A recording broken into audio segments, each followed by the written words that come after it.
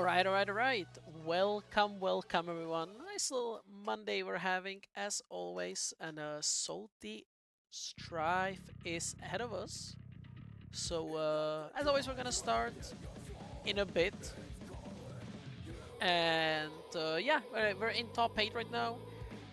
Top 8 is almost ready. Winner's side is assembled, and losers is slowly catching up. So by the time we finish our winners matches, I think we're gonna be ready with losers. In the worst case, we stall a bit. You know the vibes. Uh, but yeah, we're gonna start in just a second. I'm gonna start pinging the players.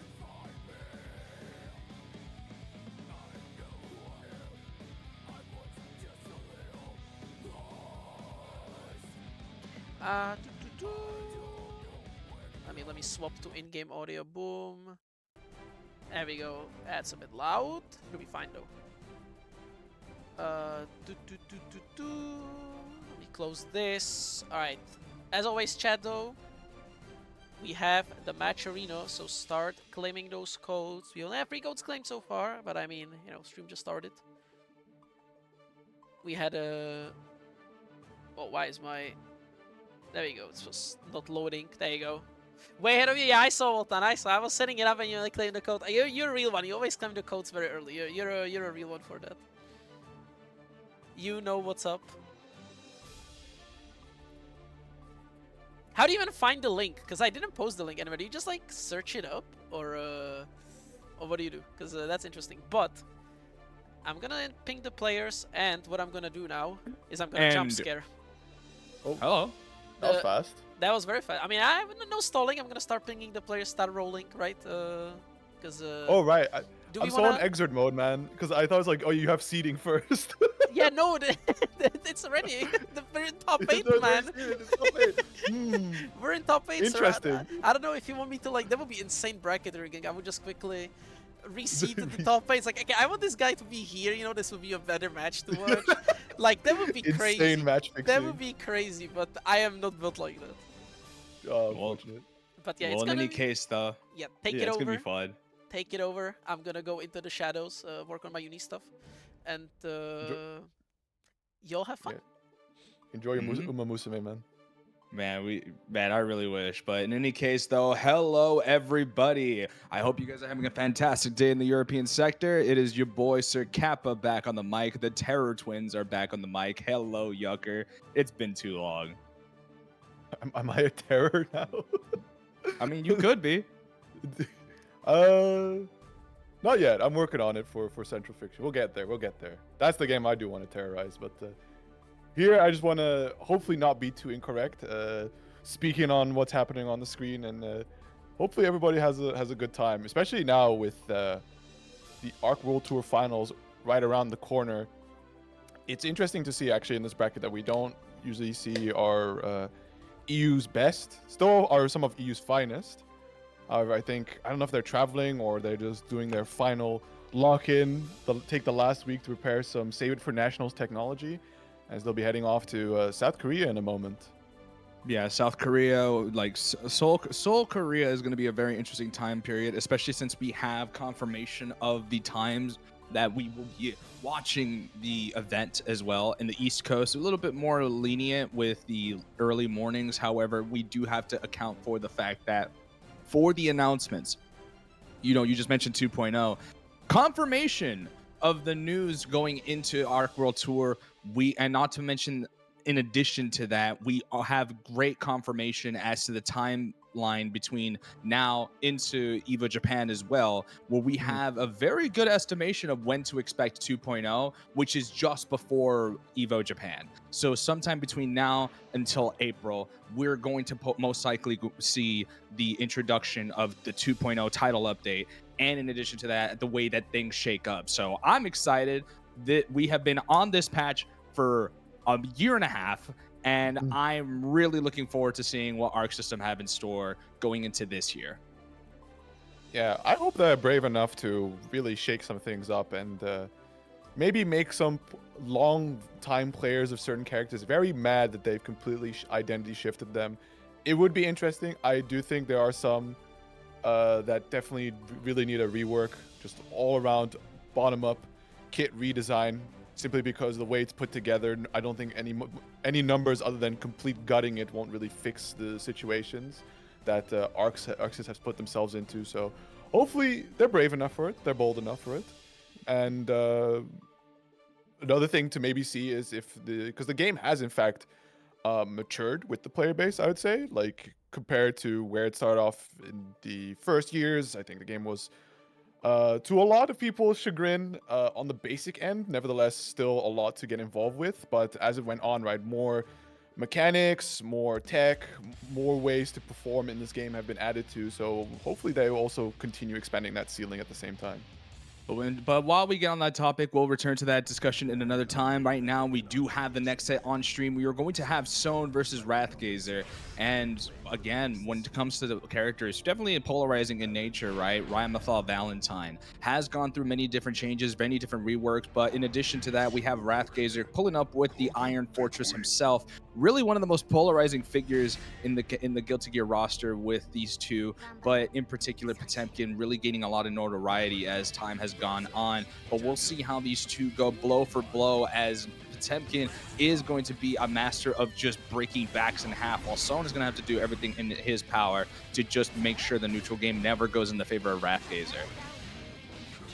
Definitely very well equipped to do that, so long as the swords are ready to be swung out instead of being deployed. But you can already see the footsies were paying off quite nicely here for Sohn. Slowly but surely harassing Wrathgazer towards the corner, and just like that, a big counter. You're going to keep the combo simple and just cash out damage as much as possible before the burst start coming out. Try to go for that run-up throw, just a little bit too far away, but able to narrowly escape from the Pop Buster. That's a lot of meter on deck. We're going to go for the Super PRC. Now we start from square one into yet another hard knockdown. Going for that Tap Dust, and we do successfully manage to get there, but force the burst out from the Cosmic Princess. Yeah, fortunate there for Sohn. Imagining that's how the round was playing out, you would hopefully have seen the health deplete on Wrathgazer's end while conserving your burst, but we may yet still find the round victory. And with that round lead as well, you have a bit of that buffer to start building up your burst gauge back quickly. However, this is into Potemkin, who can speed blitz these rounds by that you don't really get to generate all that much. Especially by comparison with the health pool differences and just how much damage each of these characters can really dish out by comparison to one another. Ramlethal being very much more of a potent mix-up specialist rather than the absolute domineering factors that Potemkin offers. So not going to have a lot of opportunities to generate meter, but we do want to generate that tension at the very least. You're forcing Wrathgazer into the corner, but we're able to fight back into the mid-screen, and now we go coast to coast for Bato to fight on out. Beautiful stuff here. Still though, the life deficit, and immediately Wrathgazer just sends in the Hammerfall, catches that Tap Dust, RC, quick meal there to finish things off. Sohn generated a good chunk of that burst gauge back, so we'll definitely be online in this final round of game one. But Wrathgazer hasn't been pressed and immediately flicking the rock as well, just super in control, paying attention to what Sohn is throwing out, not getting caught up too much by the superior range behind those swords. Nothing big from either side, right? It has been very short, very small interactions, but how they play into these interactions is what makes the difference, right? And both players have shown a great enthusiasm to be able to play this game if necessary. Very slow paced, but so far so good. And we managed to get the Pop Buster after beating out that bar slash. And now we have Sohn right where we want him. The burst bait attempts coming out there from Wrathgazer, but immediately the BRC straight into the Pop Buster, finishing off that last bit of health, making it unburstable. After all that hard work with Sohn pulling in the early burst, or sorry, late burst, excuse me, in round one earlier on in the game. Didn't even get a chance to reuse it later down the line. So just the nature of Potemkin with how damaging it can be, especially with these burst lockout tools such as Pop Buster. You got to be really careful about the battles you choose and sort of the overall burst economy, because there is going to be limited amount of chances, even on the build-up, let alone the usage of it when facing off against this character. Sohn is playing a character who doesn't necessarily build or generate the burst economy very well by comparison to Wrathgazer, who has the health reserves to be able to just go toe-to-toe and even go blow for blow with some of the heaviest hitting characters in the game. So that's the kind of stuff that you got to be worried about at all times, and you got to make sure you kill Potemkin. It's basically a race to be able to get his life bar to 0, but even then, Wrathgazer are still benefiting a lot in these interactions as we're already forcing that burst. Just pay close attention. That burst meter is going up as we go along. Yeah, or just the advance, giving so much gauge back. You can definitely see it speed along, like you mentioned earlier. And with your brief trades, the two are going back and forth with. Wrathgazer has been able to just slightly, at this point, make it an equal health pool, but at times just one good hit will straight away eke in Wrathgazer's favor. There's a bit of meter to play with. We do find the Mega Fist straight in to the Gigantor. It's not going to be enough to kill just yet, but one final touch should do it. But Son does have that full stick of butter. Using that PRC to put some distance away. We narrowly got the punish, but Wrathgazer using that 5-frame jab is going to be able to do the job, do the business, and already just like that, just from using that burst from the last round, we were able to generate more than half of it going into this round. Especially on an advantage position. Might even get it back in this round, so definitely a little bit of flexibility. Considering Potemkin taking a lot of this early damage from Son. Shouldn't be too troubling. Hold that hard knockdown for the time being. Main goal for Wrathgazer assumption is to get that burst away from Zon, taking it into the final round on a more advantageous position. Maybe if we're allowing to take the round even, but Son definitely not interested in giving over too many opportunities. It's going to be down to one last interaction, but that's a big hit. Now we go from one side of the screen to the next. We are going to get that extension off of the Agrissa or Donna, getting that RC extension as well. But now both players are operating on burst on both sides. Going air to air. Nice IB to be able to close the distance and still get the punish off on the descent. And we do get the hammer fist from the skybox. Into the pop buster, YoKai. That back has never been looked more broken in half than if you tried. We guts crush and we take another point on the stand. Sewn down 2-0. Wrathgazer is firmly in the driver's seat. You do just get that at times, these Potemkin rounds, where so for the most part you played really close and carefully, a very measured response into some of the really dangerous buttons that Potemkin can swing out, and then it's just this cat and mouse game that you have to carefully teeter around to secure these rounds and win. But then it comes a Potemkin round. He just hits you a couple times, eventually sets up for that final pop buster, and you're without resources to respond, and it goes by in a flash. It's almost not built equally. No character is ever truly built equally when it comes to the side of Guilty Gear, but you have signed up for this kind of dichotomy. You've got to be ready to go blow for blow. So you have to just weather the storm. And as it stands, we really are on our last legs here on the winner's side, as we're just finding any form of approach. We tried to get the flip onto the other side, but nice air throw. But we immediately swap over, forcing the burst out from Wrathgazer, and we're going into the skies. Okay, full stick of butter being utilized to stay safe. The 5P able to connect against the PRC attempts from Wrathgazer. Both players relatively equal on the HP pool here. So considering it's Potemkin, it's going to be a little bit more on the tankier end for Wrathgazer. However, not enough. Son taking the lead here. Is it enough to try and close out another round? Put one on the scoreboard. Declare #NotFree. I mean, it definitely looks a lot more promising going into this round, right? Taking that round bonus in particular, while also having the resource of burst on the table, can do a lot for the confidence, especially being on the back foot. But this is how things start to get really scary. You gain momentum, and easily you feel the pressure when you're losing it. But so far, it's really good for Sewn. As we go straight into that IDJK, great backdash, but now you're stuck in that corner. Arlington looking pretty good here. Still the burst for Wrathgazer to try and give him one moment of reprieve. There it is. Separated from her blades for the time being. We see a clean little side swap. Putting her close towards the corner, but there's a delay PRC. Finds a little rebeat action here. Will Zon take the burst? Try to play it safe. As Wrathgazer just needs that final touch to close things out. Trying to look for some kind of bait. Slide heads, needs that one touch. The JS confirms, however, no combo there for Zon. Both players on the line here, and just barely the counter hit confirmed to close things out. Son able to put one on the board. Definitely does a lot for the mental to be able to just mitigate that deficit just by half, man. It was looking so doom and gloom for the second game in particular. But now that we see these little moments where Sewn was having a lot of trouble getting these whiff punishes off, you know, being a bit more passive into the latter half of the stages, but it looks a lot more clean, it looks more tidy, and it's a lot more adaptable in this situation. Now that we have at least a point on the board, there's a lot more room for Sewn to be more positive, but that definitely doesn't help things when you start off that aggressively.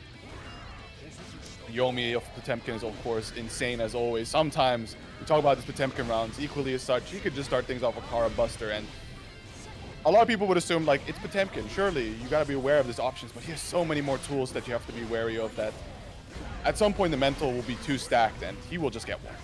And it also isn't helped by the fact that just the Kara range is so egregiously large. In addition to being a heavyweight himself, having that heavyweight throw range is not going to make things easier. But great strike throw off of the Bajonetto sword toss as we get that throw in between the explosion and we get the positive bonus to roll through. Mortal Bato to get us another round. We're going blow for blow, back to back. That's 3 on the bounce, Yucker. Yeah, so I'm definitely looking to interact a little bit more on these wake-up situations, spending the meter slightly more aggressively. Footsie still looking on point, has Wrathgazer once again to the corner, but we've seen him escape from these situations and make a complete reversal out of it.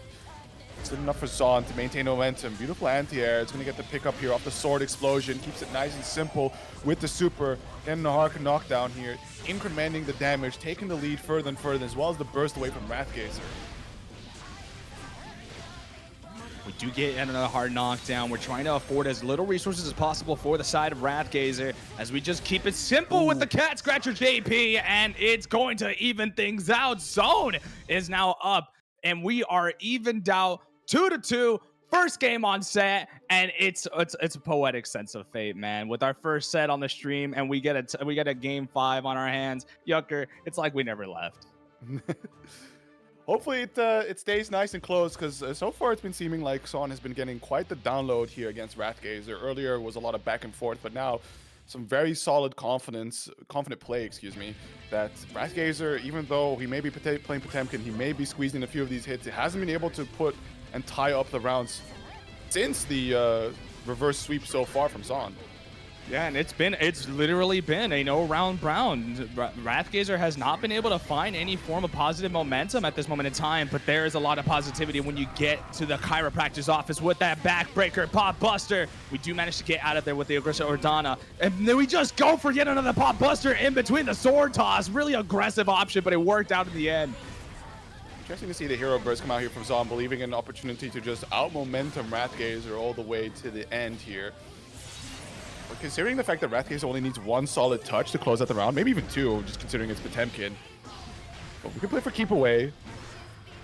Maybe, just maybe. The corner carry is looking good. The backdash, almost catching the far slash, just trying to maintain a bit of distance, committing the resources just to space away and maintain the alignment that Wrathgazer's back is towards the wall. And that is going to get the burst out, but the flick at the very end still, though, for Son. Not a bad trade-off there. A lot of burst gauge being rebuilt in those final interactions. But this definitely isn't the trade-off you would have preferred in this situation, especially when this is final game. Every round matters. Every interaction that goes in your favor is 1 step closer to victory, and this is not how you wanted to start things off. You do get the wall break, you have the positive bonus, and this is really good for Zone to be able to set up that winning condition as we get that tap dust into yet a hard knockdown. We have no meter on deck, and Wrathgazer has so many ways to escape and has shown a lot of aggression on the side of him. Getting that crossover just before the burst. Now we're going into final round of this game 5, and we have burst on both sides.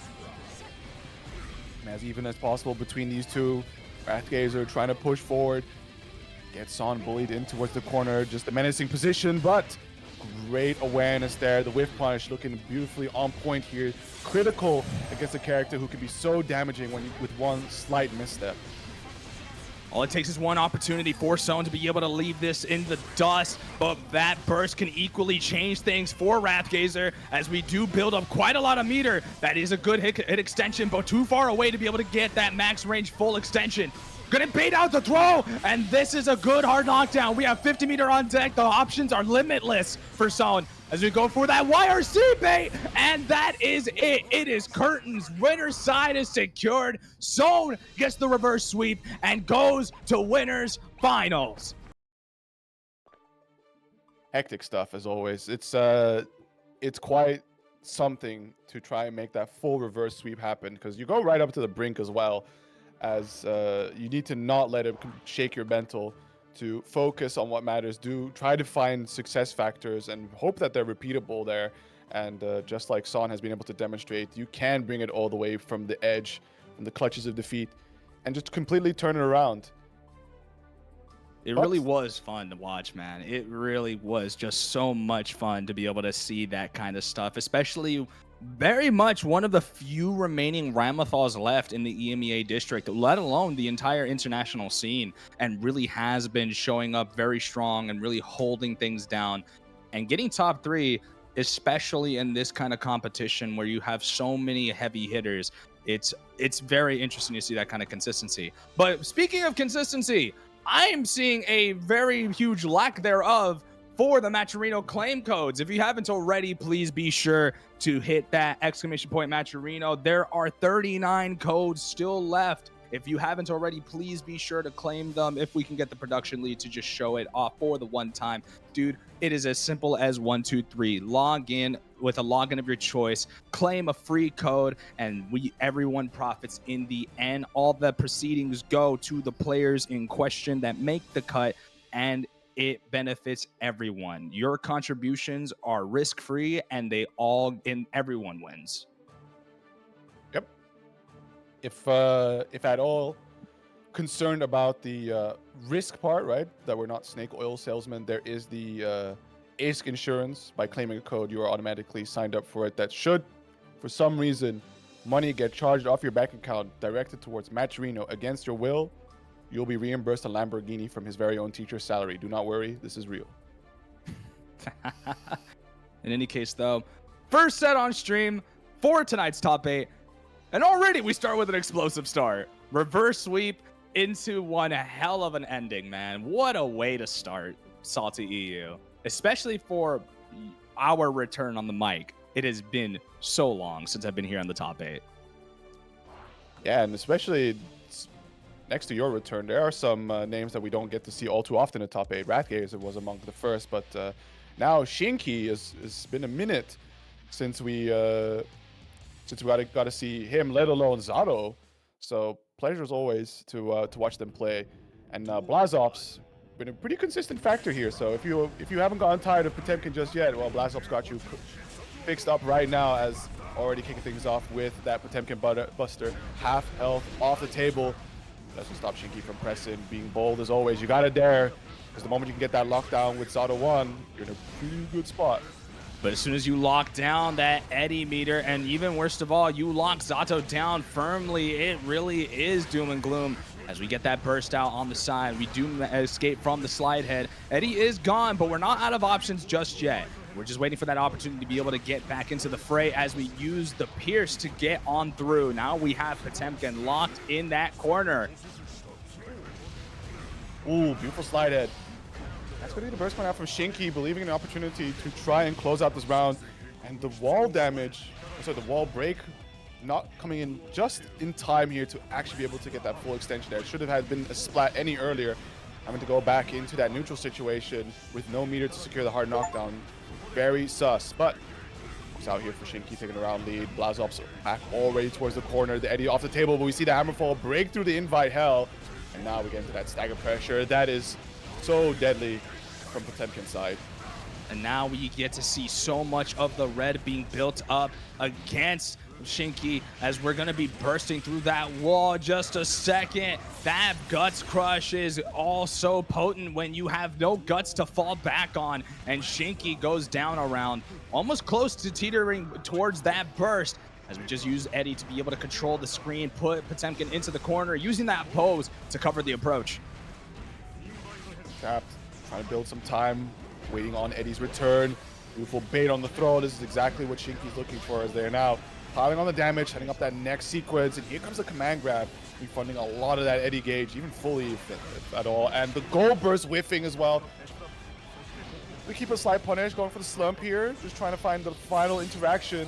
Could have maybe killed off of a super, but nevertheless, final touch here for Blazobs. BRC to keep things going forward, but the YRC takes Eddie off the field, but man, thankfully for those changes, he comes back pretty quick.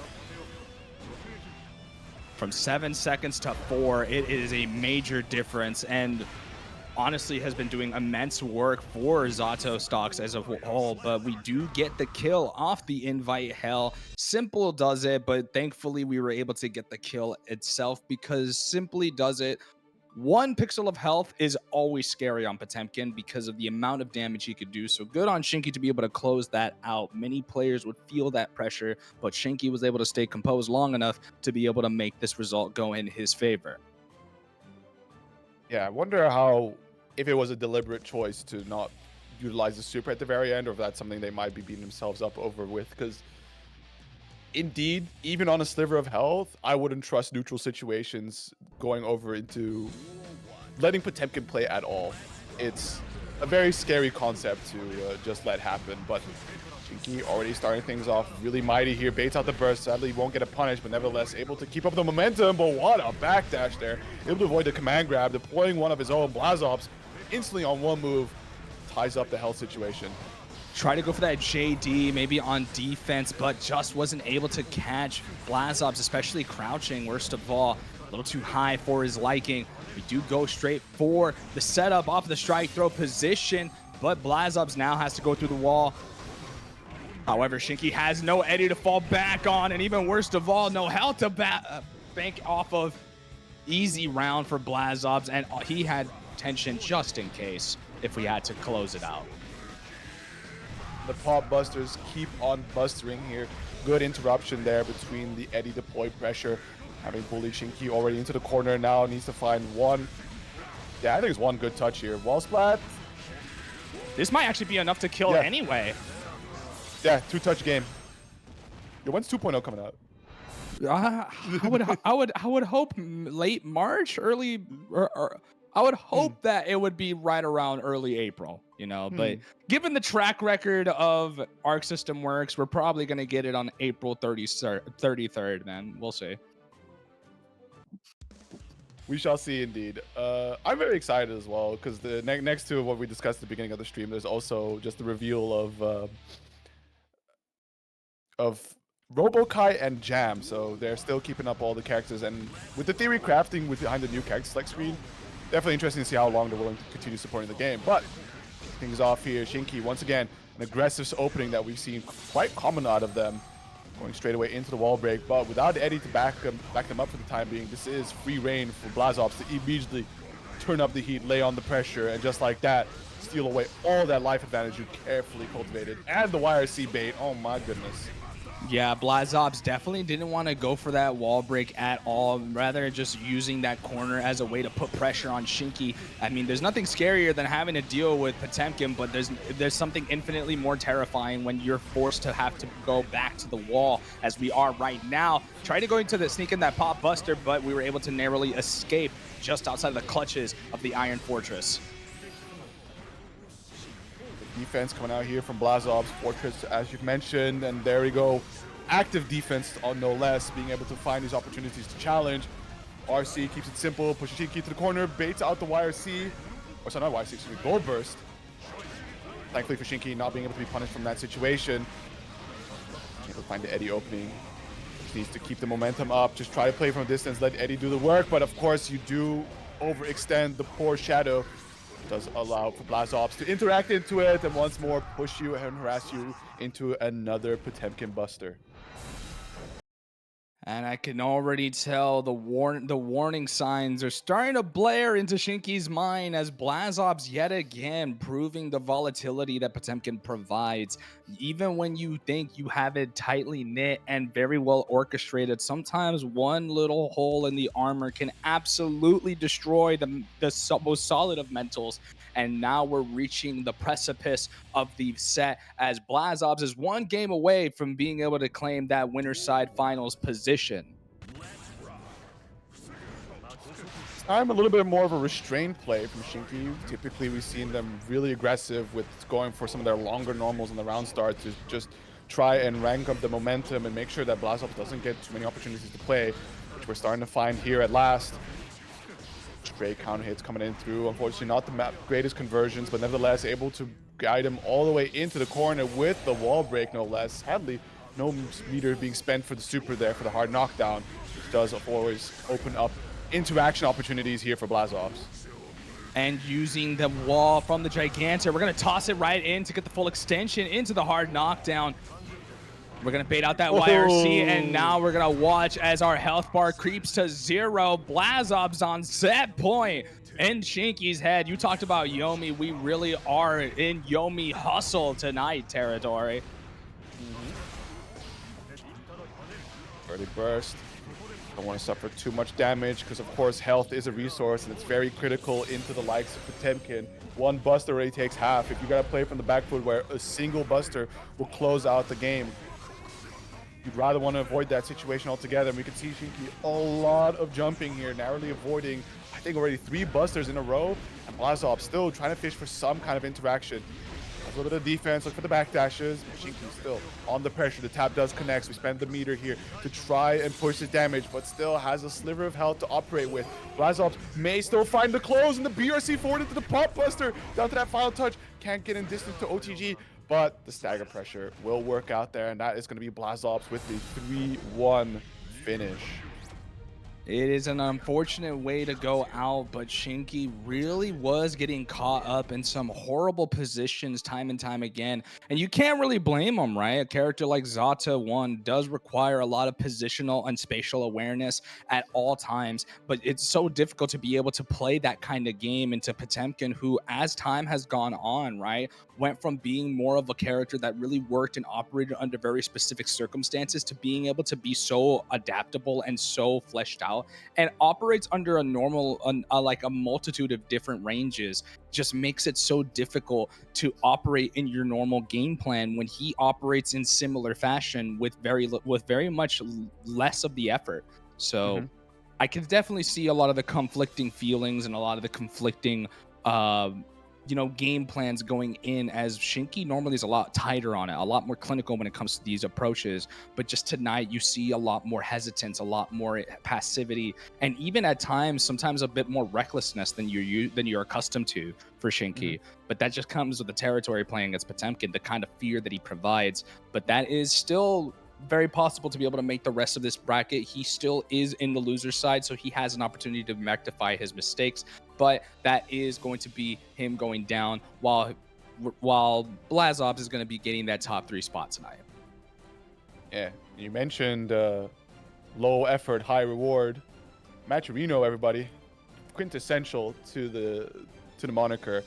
All you gotta do is !Matcherino, head on over, grab yourself a link, hit the claim code button, sign in if you haven't done so already. Once you complete that process, you'll contribute 25 cents to the prize pool. Every little bit helps, and it goes a long way to supporting these players who are coming in week after week to put on some of this high quality action. Even when the pro players are gone, there's still plenty more behind, hungry as always to be participating in the likes of SaltyEU, Guilty Gear, Strive. So make sure to reward their players for this effort, giving you this free content just like this on a Monday evening. Yeah, it's always fun, man. Like it's always fun. Just when you think the competition never stops, and well bless up, it never has a boiling point. We keep it rolling until the wheels fall off, and the players. And when one player drops, another player rises from the ashes like a phoenix. Somebody else is there to take up the mantle, and there's always going to be enough players to be able to provide the action that we have tonight. But speaking of players that we're going to be having on the stand, it seems like we have VDK's own pietaa coming up against kurokich. Yeah, another situation of a long time since we've seen these names from appear here in the top 8s, which pietaa, as always, is always just shy of making it in. Sometimes she has a really solid run, other times it's like, oh, the 9th and whatnot. You typically see her consistently in the top 16, which just shows how insane of a competition the upper end gets to be here. And kurokich, also been a minute since I think we got to see him, I think in general on Salty, but now to be in the top 8 and once more another Potemkin. it's kind of awesome. Everybody gets to show their unique solutions into how to beat Potemkin, and for A.B.A, it can definitely be a momentum game, because once you get into that lack of jealousy rage gate, right, this uninstall stage, you do become quite the victim. Yeah, it's the idea of feast or famine, but right now it looks like we really are starving on the stand. We didn't even get so much as an interaction for pietaa to get things rolling. That 7 golden letters really shows the kind of dominance that you have going into the early going. But there it is, that first starter for Pietaa with that gold burst, but immediately answers back with that heat tackle. The corner, the uninstall, the slide head somehow. I would imagine that would have been a low crush, but hey, timing is key. So it seems a little bit of Jesse Rage Gauge here found on Pietta's side, but I'm immediately getting the uninstall and sadly not being able to capitalize on the whiff pop buster there to get a little bit of punish going, but finds the next hit nevertheless. They get the wall break there with the super, so has a bit of gauge here to play with. Is it enough to try and close out this round? We try to go for the fuzzy overhead. We do get the cross-up JH. We aren't able to get that OTG in time, but we do at least manage to get that far-reaching intertwined tilt with that 2P frame kill. So Pietaa is still very much in the set. But again, just kurokich just starting things off with that pop buster. Excellent jump in, able to get right above the Garuda. Beautiful amount of red on that gauge there. Just look at Pietaa being able to go off right now. Not gonna be committing the meter though for the hard knockdown, so just willing to play out this interactions because typically against Potemkin you want to avoid him being able to press buttons and play, but for a character like A.B.A, you can move pretty fast and just generally dance around this character.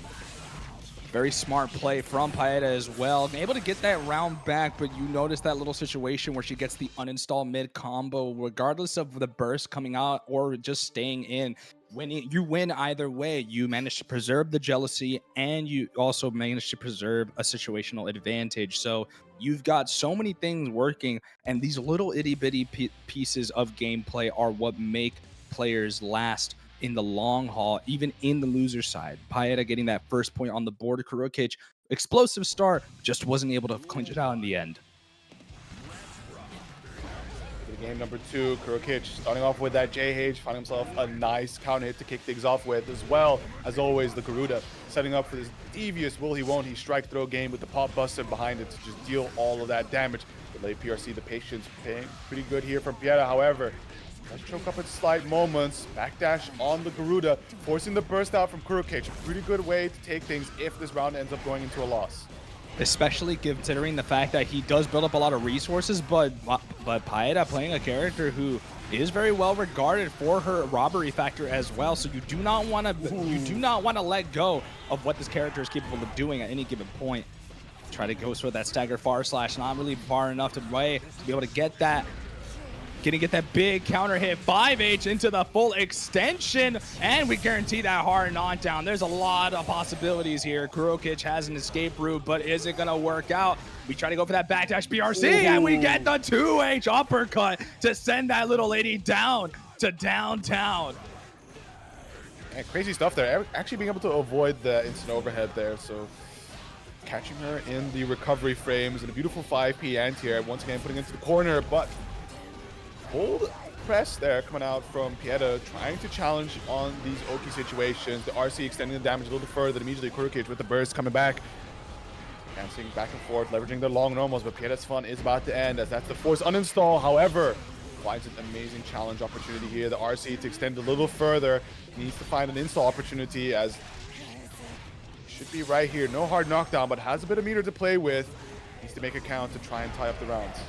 And that is a very quick way to do so as well, while providing as little resources possible for kurokich, as Pietaa now almost right there at the pivotal end of getting that burst, but she gets caught by that 2H into the hard knockdown. We're now into the corner. Pietaa feeling the pressure, does have to cash in on the defensive resource, and she's able to turn things around in jealousy rage. Over done install, puts her in a weakened state, which means this is going to be free entry for the likes of kurokich. While Pietaa is in this weakened state, right, you can already see the slower movement that this character is unfortunately victim to in this state.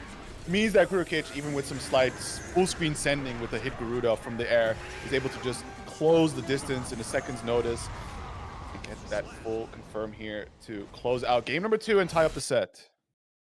Yeah, it's just a really very volatile, very brutal matchup in particular, right? Both players were representing characters who just have a lot of absolute violent tendencies to really display here. kurokich just barely able to get that over the line, but we're starting to see a lot more of that aggression. You showed a little bit of your hand, I'll show you a little bit of mine. Now let's start seeing what you've learned from that since then as you go into that deciding factor. This is game number 3. What's going to happen?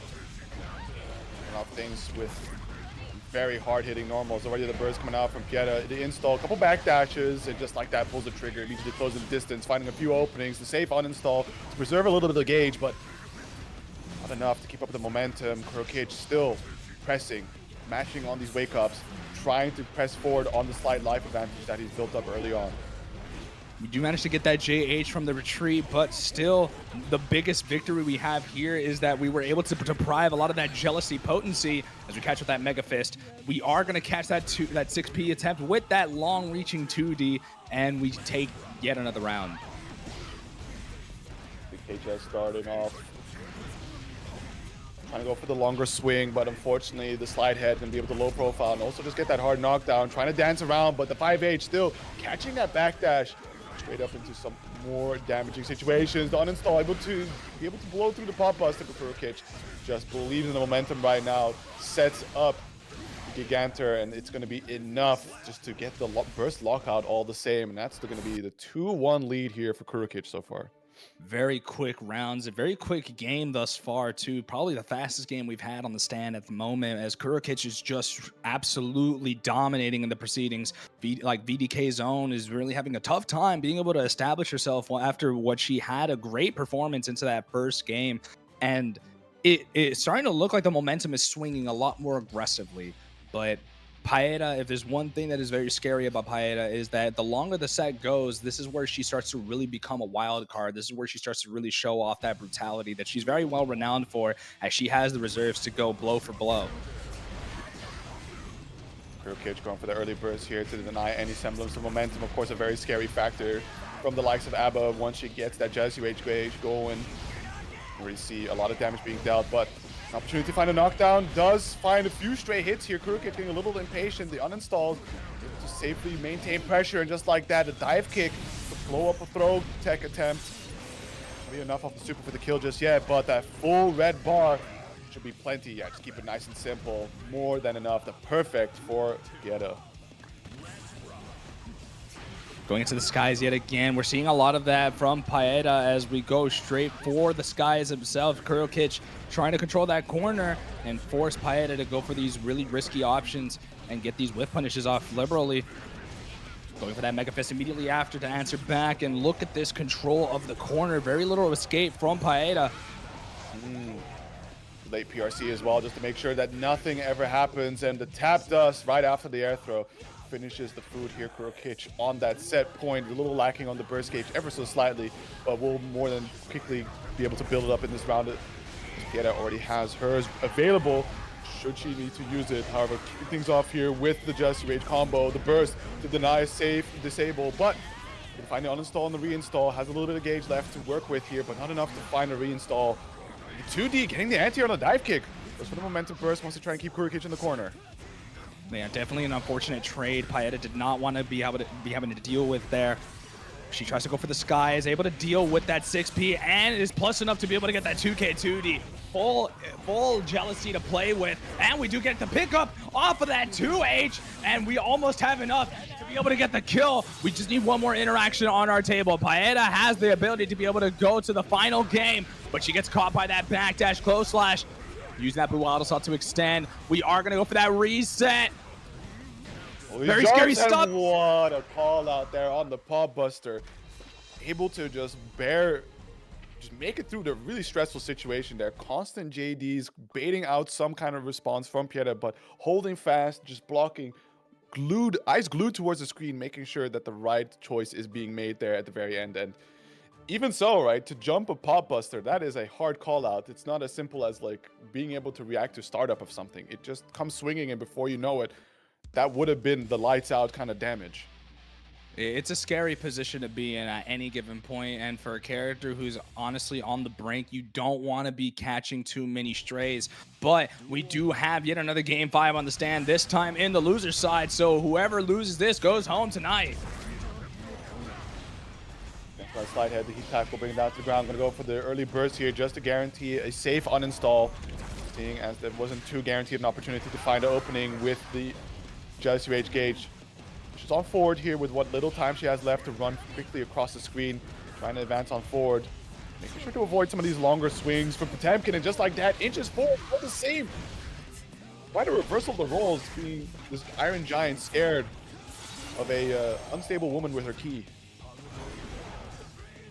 Nice, able to block it out from the skies, just having to do whatever is possible. When she's running at you, you've got to be worried, especially, but that is a great back throw incident. And interestingly enough, we get a reversal of fortune with that European throw, and now I like to say it every single time I'm here, but hell has no fury like an A.B.A in full jealousy as we have 50 meter to back us up. Great air catch there, immediately catching out into the super. Keeping it nice and simple and making sure that there isn't going to be a possibility for kurokich to consider the hero burst here at the very end, as now pietaa able to secure that set point position a little bit away from getting that burst gauge on the table. But okay, what a way to start things off. What a hard call out straight away into the heat knuckle. I mean, when pietaa has been showing a lot of heavy usage of going into the skies, you want to do whatever is possible to be able to secure that victory. Holding that corner down with the Garuda. Quick rounds from the Potemkin, going for the burst bait as well, just in case. 7 golden letters. Now we're down to the final game, final round. It feels like I'm back at my comfort zone. They're playing a little bit more careful. Still hasn't been dissuaded from jumping towards kurokich here, but the Jesse Raid to find a few openings. There's going to be damage that does stick indeed, because kurokich, for the time being, is without that burst. Oh, it is slowly starting to fill up. We'll find another hit here. Make it count as much as possible. Seeing that install here just as the wall break happens, so a lot of Jesse Rage gauge. Even if the burst comes out from kurokich, there's plenty of room. But what an anti-air all the way from the top rope, straight away into the super. Deny an opportunity to get the burst. Isn't going to be enough. Should be able to have a wall break right after with a full Jesse Rage gauge. It's sure going to do the trick here, as pietaa similarly able to show a very dominating round there at the very end to close out the set 3-2. And on top of that, the distance that she was able to travel, especially from the mid screen all the way to the opposite side of the screen too. If the damage off of the key wasn't enough to kill, that wall break damage more than secured it with that 35 additional damage, man. What a good way to show out, even against Potemkin, but that is now 2 players.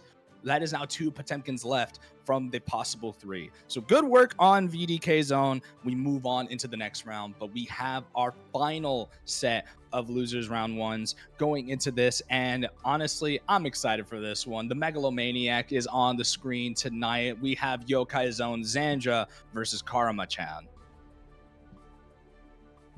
Yeah, KaramaChan, similarly, I think we see some very deep run performances from him, but ultimately coming just shy of the top 8 situation. But now, being able to make it this far, due to in part the absence of some of EU's best, opens up the window for definitely high quality players nevertheless, but of just a different ilk, being able to show off their stuff here. Similarly, like you mentioned, Xandra, your very own, we also don't get to see too often up top, especially an Aino as well, all things considered. I mean, definitely has been holding Ino down for quite some time. Her growth has definitely been staggering as opposed to a large majority of players who have since, opened the doors for other Inos to take over. A lot of players really dropping the character and often moving on to greater ventures or moving on to different games, or maybe just leaving the FGC as a whole. It offers Xandra opportunity to be able to take up the mantle. And now that we're here, we're going to be able to see a little bit more of that Ino tonight, as Xandra is going to be going up against KaramaChan. We do get to see a bit more of that Baiken, lesser represented characters here in tonight's top 8. Yeah, I think Baiken under a similar position, what you described for where quite a bit of work to make her function. I think has seen a little bit of love here and there, but nevertheless one of the harder working characters in the game, which in a smattering of low effort, high reward, it does take quite a considerable amount of character from the player itself to stick through and not just decide to go for an alternative option, which may save your hairline a bit with frustrations.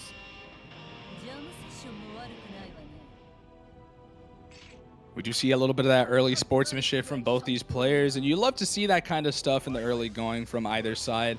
As we get straight into the no funny business side of the set, it's time for first blood, and it's going to be KaramaChan who's going to get that with that round start. Yozan Sen.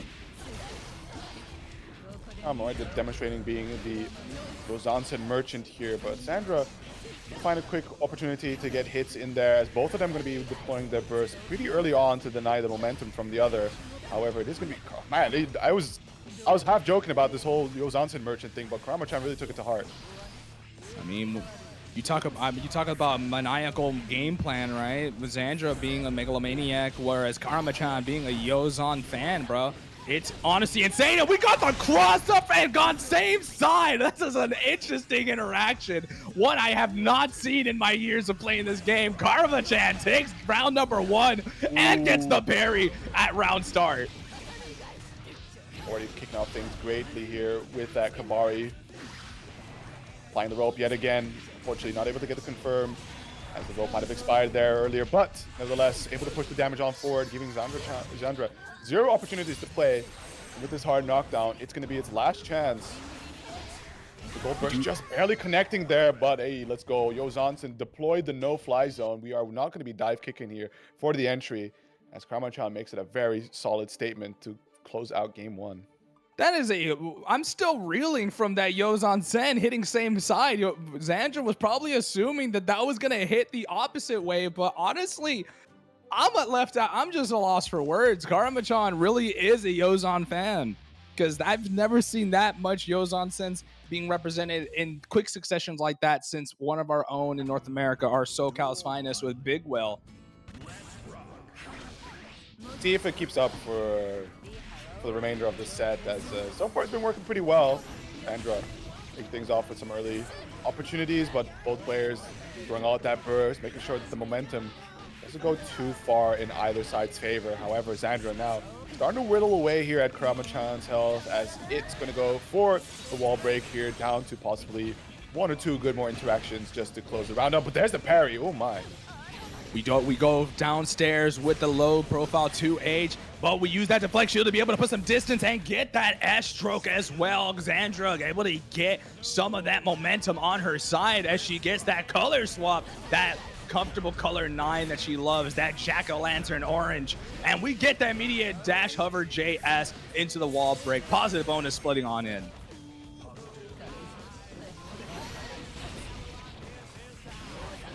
Going for that cross-up, Yozansen. We do have the 50-meter on deck as we stay same side. We try to go for the retreat there, maybe trying to wait out Xandra's reversal, but not going to give out in the end. Oh my. A little bit of footwork. Sorry, I think my Discord shit in the bed a little bit. all good. A little bit of footwork from both sides. We are going to get that full conversion ability, and we're just going to keep that reset using that Fortissimo, and we catch the backdash as well. KaramaChan going to be going down, and we even things up again. I feel like we've read this script before. Yeah, unfortunately, it's kind of hard for me to follow along with playing at slideshow speeds, but I think, okay, I think we're back now. Unfortunately, Daisuke did not want me to see that one, and for that factor, maybe we just erase that from my mind. How about we just dock a point off there from Xandra? It never happened type moment. But, Going into game number 3, Yucker, what you got for me? he's kicking off early again. Same trend as always between the two. The early burst to deny the momentum, but KaramaChan already used their redo, and Xandra hasn't been pressed into a situation to do the same just yet. So far, the momentum looking pretty stable here, as we're not going to get a hard knockdown, but still putting KaramaChan at a scary life total where not a lot of mistakes are left to be made. That is a good parry call out. We do have a lot of meter for Xandra there. The Fortissimo just outside of the danger zone, and we do bait the burst. KaramaChan, not enough to get the kill, but we are even in the life totals. Nice catch with that 2S, and we get the H-stroke to catch, giving that stagger opener for Xandra to continue their winning ways. Does end up taking Xandra's burst at the end there, so a bit of an opportunity here for KaramaChan to make some damage stick. However, Xandra not letting up as it's putting on the pressure, constantly chasing down, throwing out these anti-airs, making sure that things like Yozansen aren't going to get away for free this time. We're now in the blender, the deflect shield. KaramaChan looking for any sort of reprieve here from the offense of Xandra. The parry being baited out along with it as well. Just mistake after mistake, but finally an opportunity So not a whole lot of health left, and immediately the 6P on the wake up down to the last touch, and there it is, the 2S. High rolling on defense is her bread and butter. Xandra does come out and prove to KaramaChan that I also have these things on lockdown. KaramaChan gonna have to be a little bit more cautious on the offensive end if you want to be dealing with Xandra. Maybe having to restructure a little bit of that offense, because now we're not seeing Yozan-sen fly nearly as much as we did previously. Yeah, especially for KaramaChan, what's been really consistent is a lot of like very desperately looking for interaction points in the pressure of Xandra just to try and create a... Oh, wow. An interesting way to beat out Yozan-sen, I assume. But nevertheless, once more, early burst from KaramaChan. Xandra following suit as well, but this time has a bit of that corner advantage off of it as well, and able to capitalize from that situation to be able to get this wall break. And be committing the meter as well for the hard knockdown here. And once more, compounding errors for KaramaChan. Will we see similarly a parry at low health to create a brief window? But unfortunately, just PRC straight into the nose and a big counter hit here for Xandra. KaramaChan just can't catch a break. And even worse, this is only going to get worse as we get on further along. Xandra on set point. KaramaChan's run is looking pretty much in dire straits. But we go downstairs with that round star 2H, and we get the full extension. Going into that corner, setting up that Escabari, but Xandra again, very abrasive defense to go for that throw there, but the Kabari does manage to drag her back into the fray, back into the danger zone of KaramaChan's danger box. Great parry there, has the burst to play with as well here. Yozan-sen not quite hitting the mark, but still KaramaChan with a lot of health to play with here. So even if some mistakes go in Xandra's favor, has that resource to try and make that comeback happen. But opts to commit the burst nevertheless here. Heroic position, super, holding them down, but we're gonna get the reversal in time. It does catch in the air, and that's gonna be KaramaChan staying alive for the time being. Definitely a deciding round here for either side. Winning this round for KaramaChan means survival in the loser side. For Xandra, it's just another day in the office as we go into the next round. But yet again, we're going back to winning form as we get that Yozan-sen back to back. Great confirm here in the corner. That's going to be enough for Xandra to go for the burst here. However, KaramaChan not letting up the pressure. Able to get the safe Yozan-sen coming out there off the BRC. The damage keeps on pushing down to that last interaction. The close slash on the same side, and that is going to be KaramaChan tying up the set, making it 2 apiece. Very much a script that we've seen time and time again, Yucker, man. I don't know what's happened, but us being on the mic, it's like home never left us, man. Another game 5 here in tonight's Salty. We're going to be here for a while, chat. So sit back, relax, claim some Maturino codes, because here we are, game number 5, yet again on the stand. Yeah, good back and forth so far. However, it's been very heavy momentum dependent between these two. Big things start off as we get the big 2H, the burst coming out. That doesn't stop KaramaChan just to fly in with that Yozan-sen. Yet another opening, and Xandra now without the safety net of the do-over from burst. He's gonna have to be holding all this damage as KaramaChan spends that meter to secure that hard knockdown. And put it into just like 2 good interactions to closing out the round for set point. I mean, if you're KaramaChan, just one good counter hit will be able to do it. But again, that Fortissimo has been harassing KaramaChan this whole set. Xandra really making good use of it on offense as well as just being able to secure the wall. But again, the Yozan-sen gonna do the business. It has been a kryptonite for Xandra in the set thus far. And while we're at the very tail end of the set, now is more than ever. We got to find an opener. Able to get the jump away from the 2H attempt. To get some good damage and baits out the parry to go with it. This is definitely going to be a nice bit of advantage for Xandra here in this round. Hopefully being able to extend this lead and close it into a double Luigi. Oh, using that immediate burst. That was a very scary position for Xandra to be in, but she does get that wall break. We go to final game, final round, but Xandra is very low on the burst department. KaramaChan does have that redo on standby. Try to go for that round start 2H, but Xandra had other things in mind. Still sending the Yozan-sens as always, and look at this. So much damage already on the board. Look at that red health dissipating here. As KaramaChan now has that safety net of the health resource to be able to take a few of these hits. Ultimately, does need to find a moment to break away as Xandra, I think takes an ever so slight lead, the hard knockdown, but also sends the node out and catches KaramaChan in the air. Is it going to be enough to survive? No, the wall splat, but ends up going for the dive kick instead of the super, so KaramaChan dealt a lifeline. One final opportunity, but the Fortissimo denying any sort of Yozansen or further interactions off the RC. Xandra is going to be clutching it out 3-2. Man, what a scary position for Xandra, but she lets it rock and lets it fly. If you're gonna come into the no-fly zone, then what else should I do but spend the cash and really put on the deterrent around me? So good work on Xandra. She survives for yet another set, but what a way to end that loser side top 8 run for everyone involved in that point. Now we get to move on to our final 6. It's it's gonna be funny for pietaa because she's gonna have to undergo the Potemkin gauntlet here. First, having to face off against kurokich, and now Wrathgazer. The only break she'll get if she's able to take it over Wrathgazer is gonna be either Shinki or Xandra in the loser semifinals, and then depending on how the match goes between Zon and Blazobs, right?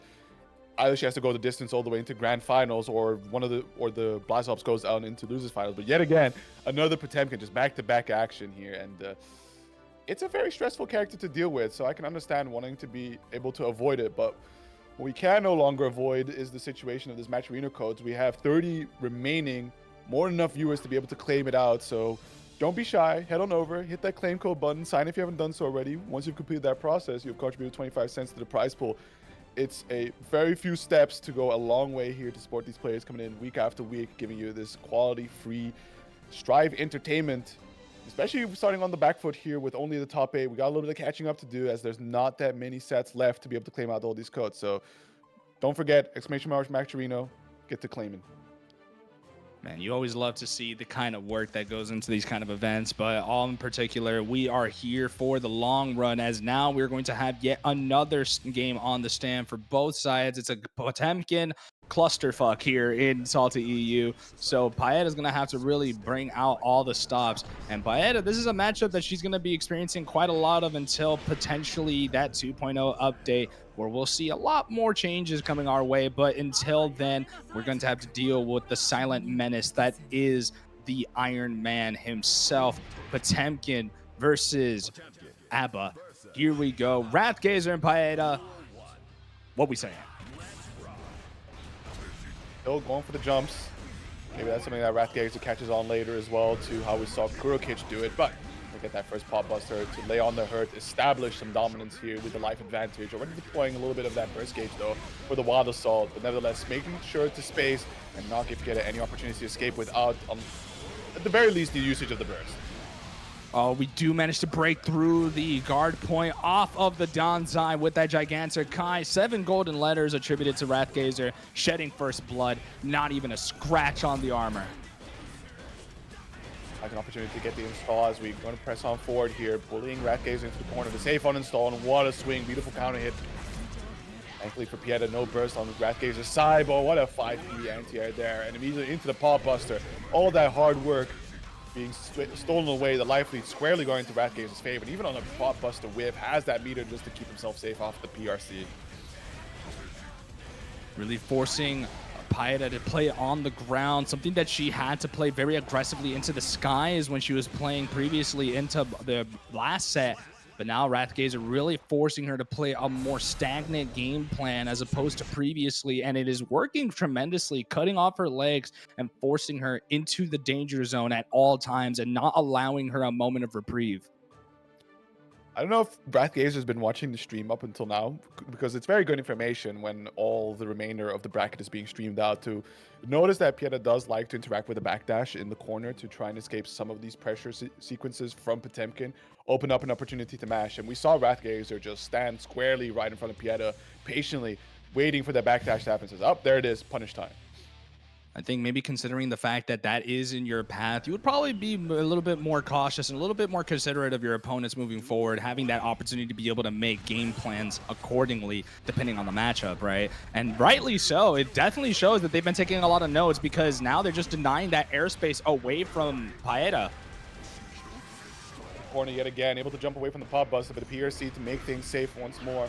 pietaa hasn't quite gotten an opportunity to either slip away from the corner or find an uninstall, but there it is, the backdash. Able towards the 2S, Wild Assault sets up for the install. Able to get the load to connect here. Is it enough to find a safe key grab? There it is. No wall splat though, but position on the screen nevertheless.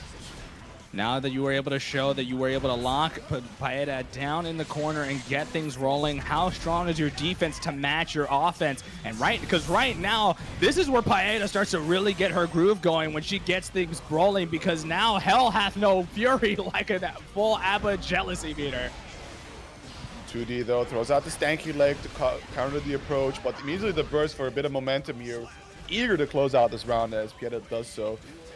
And with the round lead, you do have an opportunity to regenerate that burst gauge should it go the distance here. But already we see yet again Wrathgazer with solid air control, able to push pietaa into the corner. And the 2H does connect here. Big damage on the table already with the Giganta right after.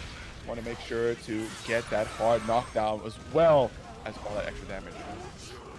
That pop buster, we talk about damage. There's nothing more damaging than getting your spine broken in half and rearranged in different components.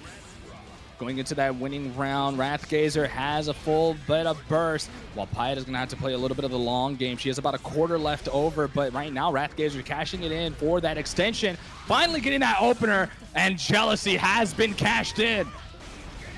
Full bar here, able to find that quick overhead. Wrathgazer starting to bleed away some of his health. Unfortunately, the early wall splat is going to mean that pietaa doesn't get a hard knockdown, has to quickly interact before this Jazz 2H gauge expires. Able to find the low, and that's going to be the burst. Wrathgazer trying to set up a really good spot here. Fishing for that anti-air, but safely uninstalls and reinstalls, but the 5K just active in the meaty, able to stop the approach. RC pushing on forward, catches the overhead here straight into the Cthulhu Super. Enough to uninstall. No, it's going to be the forceful one, so no gauge left. Big counter hit. This should be enough to get the kill, and it is. pietaa evens things out, makes it 1-1. At the very least, she's able to grind out these battles against Potemkin, where sometimes, you know, it just happens to be the case. You hold 2-3 pop busters, a round flashes by you, but similarly, for a character like A.B.A with sufficient Jealousy Rage gauge, she too can make for some really quick rounds with the damage and the combo potential she's able to leverage in the state. Yeah, but I think we saw that then a little interaction with that 5K, that Potemkin 5K hitting the intertwined until even in Jealousy Rage, right? One of the biggest changes that doesn't really get talked about enough is just the hurtbox extension like below the feet there, where normally she'd be able to mid crush a lot of pokes, you know, no longer being able to utilize it as a defensive option, let alone a neutral option anymore. So that 5K really did come out at full swing. But we get the burst bait. pietaa gets the hard knockdown. This is a terrible way to start for Wrathgazer going into game number 3.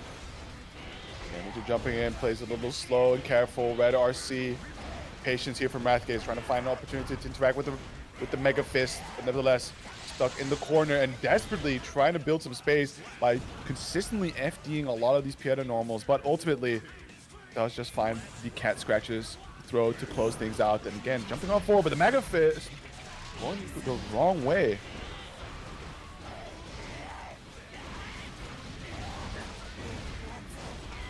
Able to just extend, gonna go for that uninstall to preserve a lot of that jealousy. She is gonna be able to pop it, and we do see the attempt to be able to mash on out, using that Keeper of the Key to get that whiff punish. We're going upstairs. We catch the overhead with that 5P. Nice backdash away from the slide head attempt. We try to cash it all in, but the immediate burst is gonna stop it. Yeah, I think at that point, if you were gonna go for the just cash out to close things out with the burst lockout, might as well have spent it for the RC. Nevertheless, you had a pretty good spot here. Even if the Jesse Rage gauge is starting to expire, you have that life lead, which means you have one pop bust to the tank. The burst is still available. Oh my god! Oh my goodness. Wrathgazer, you maniac! He's in her head and he caught her slipping.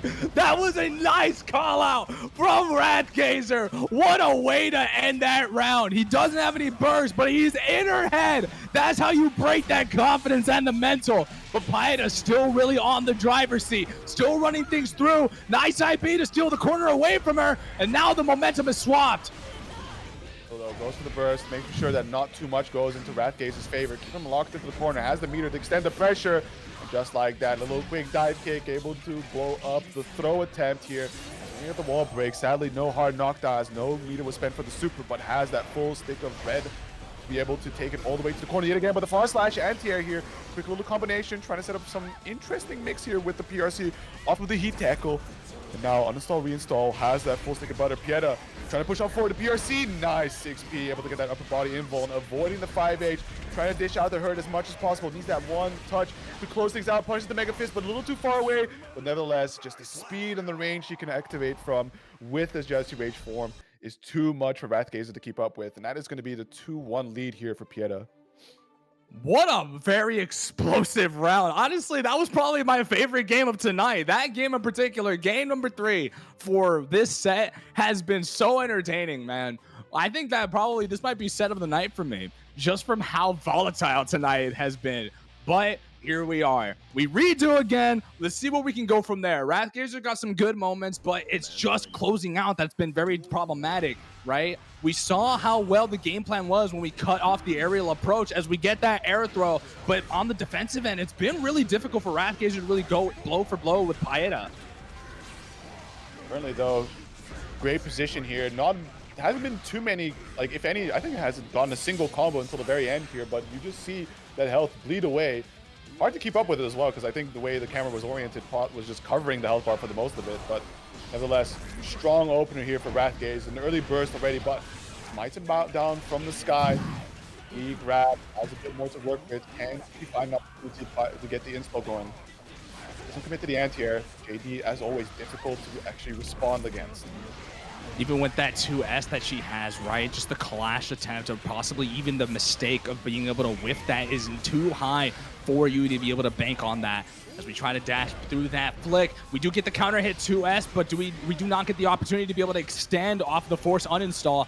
Just playing that footsies game, and we do manage to catch that with the whiff punish close slash. Getting that hard knockdown. Tap dust gonna land, and that is going to be, no, he drops right at the end, but we do manage to get a second chance. Wrathgazer off a little bit of a slip up there, that scramble situation, but we do manage to get that game 5. YoKai, how many times have we been in this position, man? A few. It's definitely a nice shakeup from what could have been some really quick sets, considering how it's been leading up before the stream for these matches to be how they were being played out. But definitely, it's going to make for a very long night if these all end up going the distance. But it's just a testament for how close in skill each of these players are to be able to consistently go all the way. Definitely one of my favorite SaltyEU to commentate thus far, and we're not even halfway there yet, YoKai. We're still a far cry away from being able to reach that checkpoint as we get that immediate install. That wall break is going to do some amazing work as we get 50 meter already on the bounce, let alone what positive button is going to do. Case down here, utilizing the extended range here of these normals with the speed as well. Able to set up these throws and just like that, extra little overhead. Catching off by surprise. The red RC is enough to get the kill here with the super. With the amount of gauge available, that should be overkill, if anything. pietaa back on set point. I mean, it's never overkill when you have Potemkin to deal with. You got to do what you got to do, be able to get the kill. And considering that both players had burst anyway, you might as well just get the shot out while you can. As we go for that run up Donzai, we're running low on that jealousy, but we do get the hit confirmed. We have to go for the uninstall. We do preserve about less than a quarter of that rage. We just need to find an opportunity to be able to get the install back. We get that counter hit, but the immediate burst to answer back the resource trade. pietaa trying to stay outside the flick range, but look at that, immediately positioning right underneath to get the anti-air. Unfortunately, a little tricky to get the combo going, which does offer a bit of an opportunity to Wrathgazer in the confusion. Just like that, the side swap over. pietaa has resources available to her name. PRC, however, not in a position to be able to interact against a 6H as Wrathgazer is just bullying her in this corner. The risk is building up. Finds an install moment, but there is the BRC. 5P anti-air. Wrathgazer squarely under control. And we see the burst come out from pietaa. Definitely a very interesting choice. The slide head, the Gruda, the tap dust, and I think she might have gone ahead of herself there a little bit as it's going to go final game, final round with pietaa. No burst available. Last game, last round. I feel like a broken record having to say that multiple times tonight alone. We try to go into the skybox with that JH. We managed to get that hard knockdown as we go for yet another strike to a position. 50 meter on deck for pietaa to be able to extend. Counter hit, 5H. Gonna be able to do the business. Not gonna go through the wall, but we do manage to just control the situation, YoKai. Deflect shield. Does find a side swap with the JD. There's going to be the far slash. Getting the anti-air. Quick slow down. Does invuln through and able to find the 2 peak head scratches off of there. Able to get a lot of Jesse Rage Gauge built up once more. Red RC trying to push Wrathgazer all the way to the corner. Finds the 5P mashup, but nothing else to come after it. Good guess on the overhead. Trying to keep the momentum going, but a little bit of an interesting execution error there, possibly, which does open up a moment here for Wrathgazer. Finds a combination, and just like that, the PRC Pop Buster, a lot of damage. Keta down to her last guess.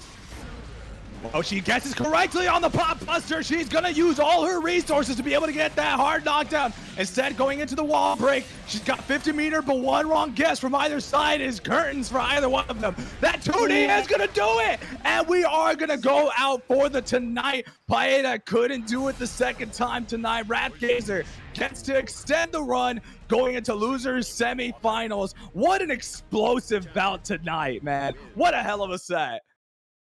That was something. Definitely willing to bet it all with that 2D there as a stop sign on the run up, and especially Pietaa eagerly looking to just get that final interaction going. Ends up getting counter hits, and it is what it is. That's what it comes down to in these final breakneck moments. You have one last choice to make, and you gotta stake it all to hope that you made the correct one. Because especially for Wrathgazer, it's a smart play to just try and Hail Mary it with a normal, see if you could try to interrupt Pietaa, because once she gets in, even if you end up decide to go for a little bit of safety, right, let her run up on you, you still have to deal with that blinding mix-ups that she has available to her in that Jesse Rage Gauge, which basically comes down to guessing once more. So if you have a little bit of an interaction point affordable to you, might as well take it. Well, speaking of taking it with stride, we do have the opportunity for everybody to claim these codes, man. We've been seeing a whole lot of codes tonight. I mean, these sets are going pretty long. You would think all these codes would be out by now, especially with the attendance we have tonight for the chat in particular. We have 72 people, but we only need 30 more codes. That's all we got left, man. And there's plenty for everybody to claim. It's an easy process, man. Risk-free, everyone wins. 3 easy steps. Log in of your choice, claim a free code, and it goes straight into the prize pool. And the third step, and is the most important one, profit. Everybody wins. All the money goes straight into the pool, the prize pool, and the money then gets transferred over to the pockets of the competitors who make the top cut. So if you can, please be sure to claim these codes. They're going by fast, and before the end of the tournament, our goal is to be able to get these out as soon as possible. So get to claiming. Alrighty. See how Xandra is going to be facing up against Shinky here, where I can imagine Strive already the game of heavy momentum, doubly so between these two, as without having consistently strong wake-up tools, right, having to rely on system mechanics, and at very least for Xandra, has that Fortissimo reversal to create some interaction points. The first one to be able to blenderize the other one is going to pretty much take it with no response for the opponent, I would say. I mean, this is something that Xandra has been playing around for some time right now. You know, this is a matchup that she has had time to be able to play into for the latter half of 2025, especially watching Metallicate perform in the Frosty stage. We got to see how much Eno is able to perform into this character. So if there's anything that Xandra would definitely want to study up on, is just being able to learn how to play against this character, as already she is starting things off explosive and as fast-paced as she can possibly do so, already taking round number 1, shedding first blood. Yeah, due to all the multitude of interactions, though, Shinky able to comfortably build up their burst back. Xandra trapped in the corner now, trying to set up a funny little command grab whiff here, but even with the Eddie's departure, still able to find his hits, has the resources to keep on going. Very least, just trying to get the Eddie back. Gonna go for the slump here, and the late overhead, able to connect, and yet again, we keep on slumping. Do it one more time, or it's not with the wall break this time, as Shinky ties up the rounds with a perfect, no less. Mid-screen, the oppose is back up. Defense is important, but the sandwich situation proved too much as we go for the burst bait. Eddie's still a far cry a little bit of ways, but we do manage to get the 50 meter, and we get the hard knockdown with that BRC extension that Shinky loves to represent as he uses the oppose to cover up on the flight. Beautiful openings here. Unfortunately, little execution error there does give Xandra a moment of reprieve to immediately start working on its own comeback here. Pushing Shinky all the way to the other side of the screen, but the BRC will get a little bit of space and a hit no less. The YRC baited out, and that's going to be the first game going towards Shinky. Nicely done from Shinky. That first game looks very, very solid from Shinky. First round was a little bit of a toss-up, a little bit of a scramble, you know, trying to get back into that positive mindset that you had, especially when you had to deal with the brutality of the character that you had to deal with in the winner's side. So now that we're getting a little bit more comfortable with the mix and being able to play against characters who don't really control that mid-screen game well, that really does help Shinky to be able to just kind of get back into the flow and just be able to find stability once again. Yeah, we kick things off here in the round start as already the early birds coming out from Xandra. Understand the assignment, of course, that give either player a little bit of momentum. They're bound to just take the whole round away from you. Nevertheless, Shinky still on the ante here. Xandra in the corner, the momentum burst. Wants to keep it locked there for as long as possible. And at the very least, trying to wait for the be reunited with Eddie, but what a throw setup. Able to get through the oppose just like that. It's going to be a reversal of situations. Now, Shinky going through the wall here with the hard knockdown. We go with that JD catching and hit confirming into the other side. That is going to be a round afforded to Xandra. This is a bit of a repeat of what happened in the last game, but we definitely don't want to repeat the same process as we weren't the ones to close it.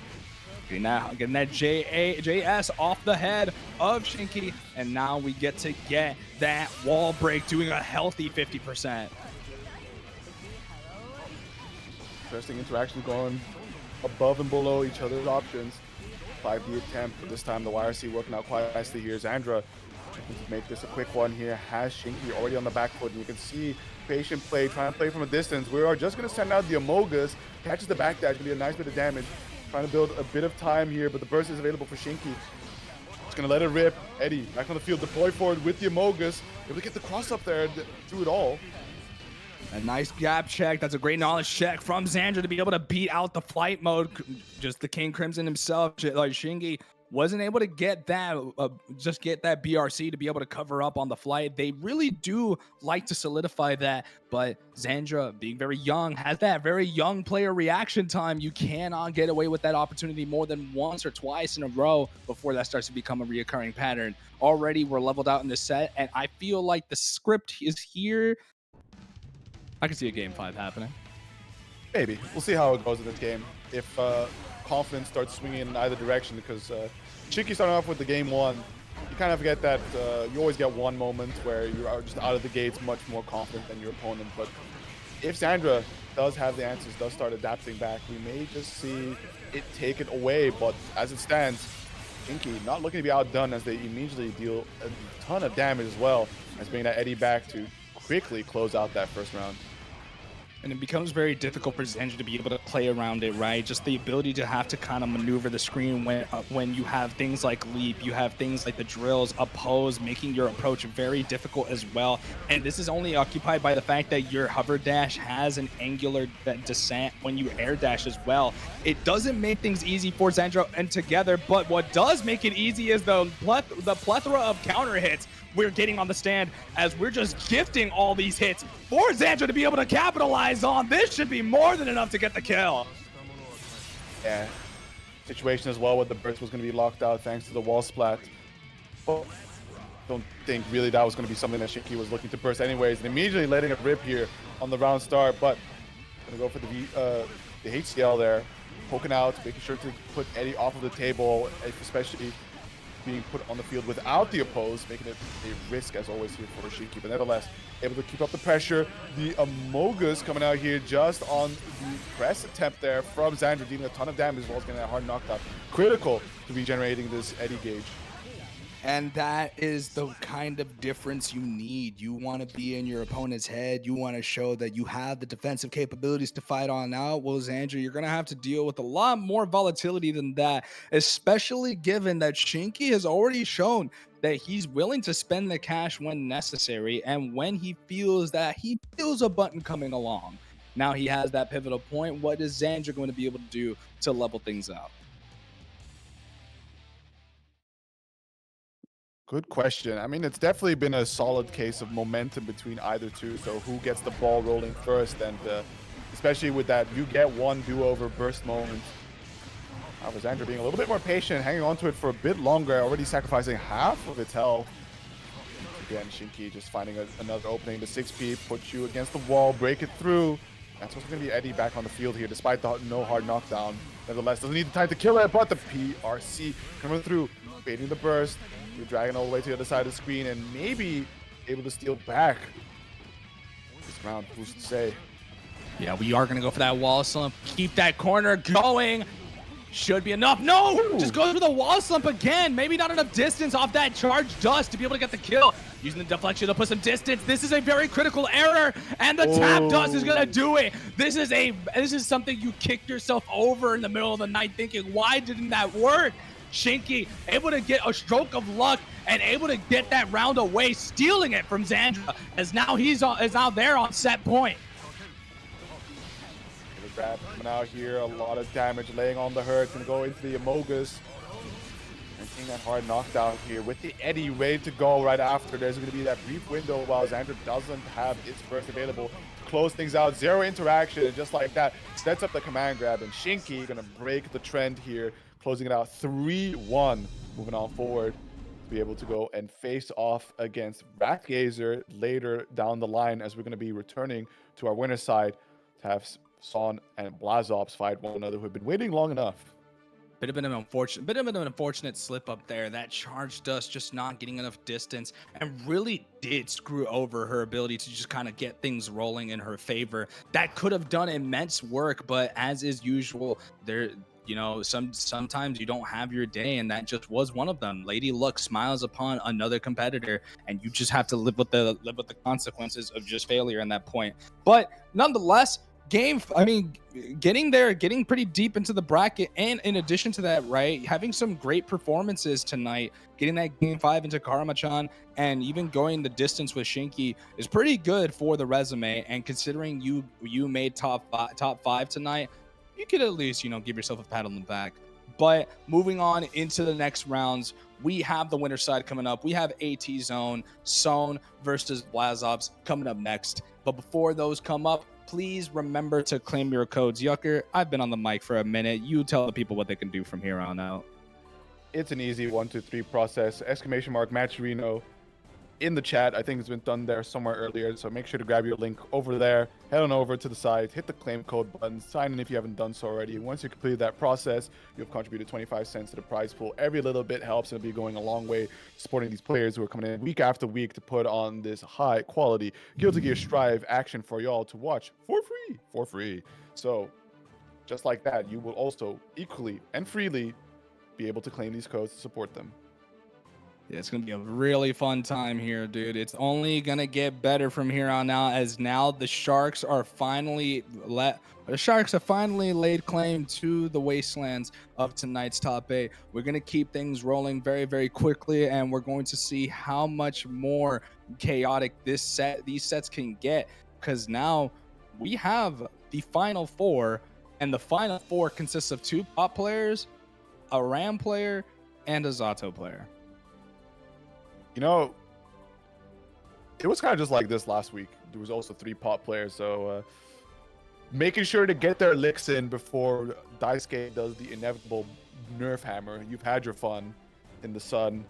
The time is going to come, but you know, make it last while you still can. And for Blazobs, we saw earlier how Son does it into Potemkin, having face off against Wrathgazer to secure this winner's finals position. And it was a close call. It was a reverse sweep, so ultimately came down to understanding how Wrathgazer decides to pilot it. But I think out of the 3 Potemkins we got here, Blazobs is definitely a slight cut above. So we'll see if some of the information Blazobs will be handing out is going to be able to be picked up by Son, or not enough information for that matter.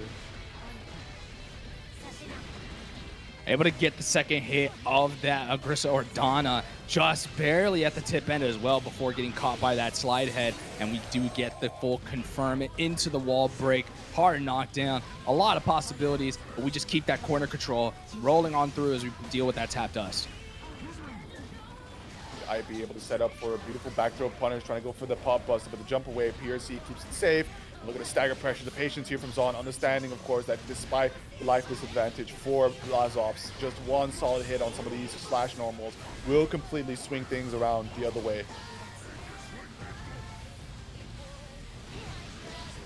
We do manage to get the hit confirm, another 5H to be able to do it, and again, just really picking and choosing these moments and doing so very well. Son is able to control that neutral game and really hold down that ground game extremely well.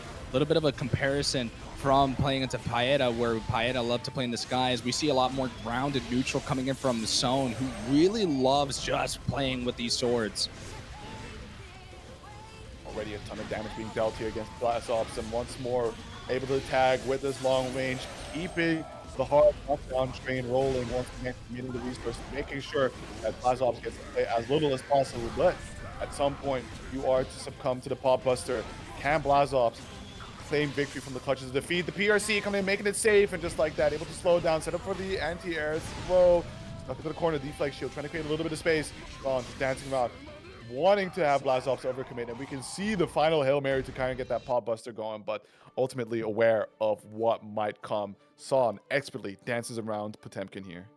Especially for that game 1-2, you always want to start things off confidently, and definitely got a lot of a warm-up into Wrathgazer, right? That was a very scary situation, but now that you've gotten that form, gotten into that mentality of how to play into the Potemkin, now it's about just making sure you can continuously do what you have to do in order to get that result, as Blazobs hasn't really had that opportunity to be able to take the notes necessary to be able to move on forward, because they still had to deal with the path of Shinky. But very good on him to be able to still get that pop buster now, as we start to see a little bit more brutality on the wake.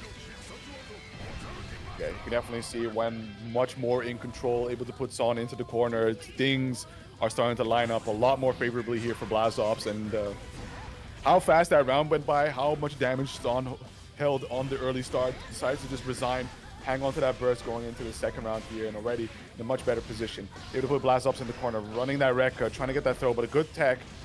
Blazobs does find a brief opportunity to break away, and just like that, look at it, 2 touches, 3 straight hits, already doing so much more damage than Son put together from combos. Gonna get that hard knockdown off the max range of Grisso Ordana, but we answer on defense with that point blank 2D. We are just going to wait it out, get that 6P off, baiting out the burst. And again, I say this multiple times, we equalize in the set 1-1. We start from scratch. Fortunate position there for Zon, especially because at the health total he was left, it was a damned if you do, damned if you don't type of situation to burst there, because I think the next touch would have just killed. So Blazov just secures it with the RC, because it's like, all right, if you burst, you're done. If you don't, you're done. Life's pretty good with this way. But as you said, per script, we're back to 1 apiece. See if either player is going to be able to buck the trend or continue on forward, make it all the way to a game 5. So far, it does seem a pretty good shot at either end, but Blazobs going to warm up a little bit better here, as already has Son trapped in the corner and continuously finding these openings. Big call out from Blazobs to be able to get that extension going. We are going to get a very quick round on the bounce here. Already taking a perfect round 2, 7 golden letters, moving in, and it's already looking a lot more salvageable here. The neutral game is a little rough, but Blazobs is getting a lot of good interactions. Little Mega Fist there.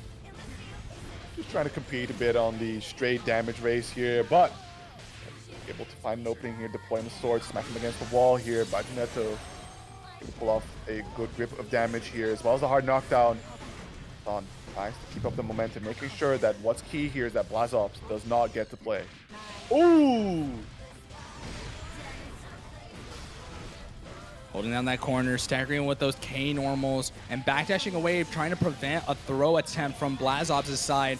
But Blazobs just narrowly surviving on a pixel, even with the Mortal Bato. Catching that backdash with the close slash, though. We do have that set. We do have that match round. We do kind of just have the opportunity to be able to take the lead here, as Blazobs is also on that important round. But still, Burst is still a far cry away, and now Son has positive bonus. Blazobs taking a bit of damage here. Thankfully, no hard knockdown. Able to interact once more, but still, Son understands with the life lead. It's key to play from a distance. making sure that Blazobs swings out first and gets the whiff punish to go right after. And once again, super for the hard knockdown here. Son needs one solid touch, close things out, and shimmies away from the throw break attempt. Blazobs, I think with that, is going to be one final interaction. Oh my, okay. Using the cat scratchers, we do manage to get that back throw. Try to use that pop buster to sneak it right on in. Trying to maybe bait out that burst, maybe extend as much as possible to get as much damage. We still have a little bit of incremental burst. We just managed to get it online, trying to wait for an opportunity to get a whiff punish, but we don't have the reserves to tank this. Yeah, needs to either use it in the neutral here, simply just gap on this final pixel. Catch Zon being impatient. There we go. Finds a gold burst, able to get a positive meter bonus running, but backdash ever so slightly, clipped by the far slash Zon, able to once again take the lead in the set. 2-1 right now. Very tough situation for Blazobs. Just very patient, neutral, trying to find any form of a hit. And you see again, Son not really wanting to go into the skybox with Blazobs at all. You know, just wanting to control that ground game and just staying at a little pocket of space that Blazobs really couldn't have contest altogether. Like picking and choosing your moments to play against Blazobs like this is really helping Son just set the precedent and the tone of the pace of the game. Even on a potential comeback, we just deny Blazobs that opportunity to be able to do so as we get the immediate burst from their side. Pressure really is starting to mount on this winner side. The cat scratches, the great conversion, the Baginetto getting the explosion, pushing all the way into the corner here. And it's such a tragic thing to see because it was such an excellent combo from Son, but in the overall damage race, right? That's the kind of damage that Pot does off 2 touches, but consistency is key though, and as it stands, Son in a really good spot here in terms of life advantage.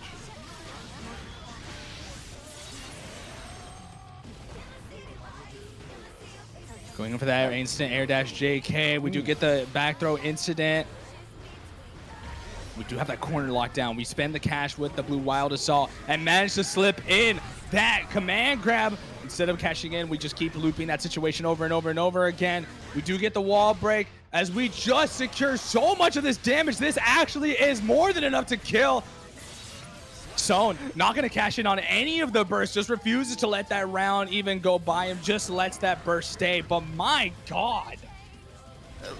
Talking about the damage race, right? Just, in this case, Potemkin just needs one solid touch with a full stick of butter, and just like that, it's able to snatch victory from the clutches of defeat here. But throw incident, beautiful IB through the record string, able to get a nice close slash, and once more the wall splat here. No hard knockdown, trying to preserve that meter for later in the neutral situation. The Hammerfall armor able to tank on through. Oh, RC startup not able to get past the super reversal there. Good blocks, defense. Doesn't have a whole lot of health left on either side, but with that, gonna bait the burst. On the gold burst instead. We do have 100 meters, so you do want to be very careful on the defensive end. Tap dust, we're gonna get bursted out. Trying to bait out a throw, maybe with the throw shimmy. And we do try to go for that heat knuckle, but we get caught trying to go for that hit confirm. Maybe got a little bit too apprehensive there. Going with that descending JH, and the throw is gonna catch him on the descent. Set point for Son. Too eager on Blazobs' end. Could have maybe looked for the RC off the Hammerfall he connected earlier, but nevertheless, I think was trying to preserve the meter for the interactions thereafter. But IB sets up for the punish, but unfortunately not in the spacing to get that 2H to connect afterwards. The deflect shield creates a moment of reprieve here as Blazobs is trying to push out, but consistently the stanky leg coming out here from Zon, tagging away, making sure the Rekka and getting the super hard knockdowns, make situation after situation where Blazobs is denied opportunities to play as Zon. Maybe with the meter here, final touch for Blazobs. One last chance to make it count. Using that meter, spending all of the cash. We do get that hard knockdown. We do have the meter, but instead we just go for the rising and descending JK. Son really had more of a comfortable position here playing into Blazobs as opposed to Wrathgazer. And that is going to be Blazobs going into the losers final segment of this bracket. Whereas Son is going to secure the winner's side for grand finals, getting that champion's prerogative. Exactly, and now got Wrathgazer versus Shinky as we haven't seen the last of Blazobs. Going to be hanging out in losers finals, waiting for the winner of the next match, and maybe we do get ourselves a little Potemkin mirror action to highlight this evening. But we'll see. It's up to Shinki, of course, who, with a character like Zato, can definitely put on the hurt, making sure that the opponent doesn't really get too much of a chance to play, which is very key into Potemkin, right? The less you can let him interact, the better for you. However, it's going to be a careful tightrope dance here for the likes of Zato to make sure to have resources for conversion and also at the same time have those resources to extend pressure and find these openings, because you're going to need a lot of damage to be able to race against the health pool of Potemkin, who only just needs for you to gas out one time and just like that open up an opportunity to get a really big punish going. Well, in any case, though, we're going to go back down to the loser side as we go and revisit yet another pop player in the stand. We have Wrathgazer and Shinki coming up next. And even best of all, right, this is going to be a very interesting dichotomy, because if Wrathgazer wins this, we see the Potemkin mirror, where now you have to clash to see who gets the privilege of being able to fight our winner side competitor, as the top two seeds are neck and neck. But Wrathgazer and Shinki are going to have to play against the Tyrant once again. See how it goes. Wrathgazer ready to go in the lobby, ready, just waiting on Shinki to pull up, which gives us a bit of a time or slight moment to once again shield the match arena. We're down to our final 3, maybe 4 sets, depending on how the grand finals goes. So not a lot of time left. These do go by pretty fast before you know it. So make sure to claim these codes. There's more than enough viewers to go around for these codes, and you'll be supporting these players coming in week after week, giving you this free, high-quality Strive entertainment. So hit that claim code button sign if you haven't done so already. And once you've completed that process, you contribute 25 cents to the prize pool. Every little bit helps, and it goes a long way.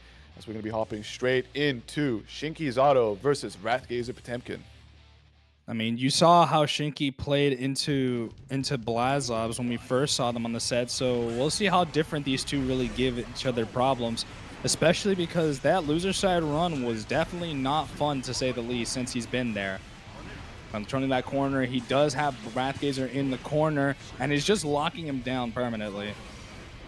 Yeah, for Wrathgazer's side, we're talking about experience.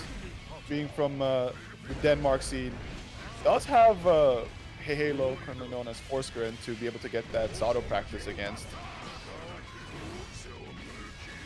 And so far, you just see a little bit of momentum, give the boy a little bit of sauce, and immediately just 2 pop busters comes out, and the round just dissipates in a tired 2 seconds. Tap Dust going to be able to get that opener and a pretty stable amount of damage, especially against Potemkin, but we do not have Eddie for the foreseeable future. Try to go for that 6P. I think the big thing that we definitely should take note of, especially if you're Wrathgazer, is how often we're seeing Shinki just spend a lot of these resources and how comfortable they are just kind of letting the cash fly. Yeah, definitely being a lot more emboldened by how fast Eddie is able to come back from full regen position, and understanding, of course, that you just got to play this really tight rope and make sure to not be too greedy in one direction, preserving the resources for either one type of plan. A careful balance is definitely needed here to make sure that you put Potemkin all the way into the corner, just like so, challenging for that wall break situation, but now playing at a distance, right? Let the invite hell do all the work. The burst mate to follow with, the red RC just open up a bit of that combo stability, just like that, down to possibly the final interaction. Eddie gonna be right back here. Wild Assault pushes on forward. Ooh, that could almost been really bad. Nice flick to be able to deal with Eddie in that situation. Heat tackle gonna be able to use as a frame trap.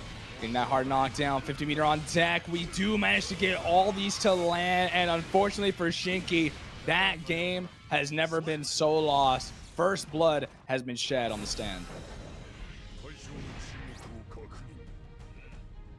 Actually, now is it going to go the distance between these two? The first stone has been laid. The information has been dealt.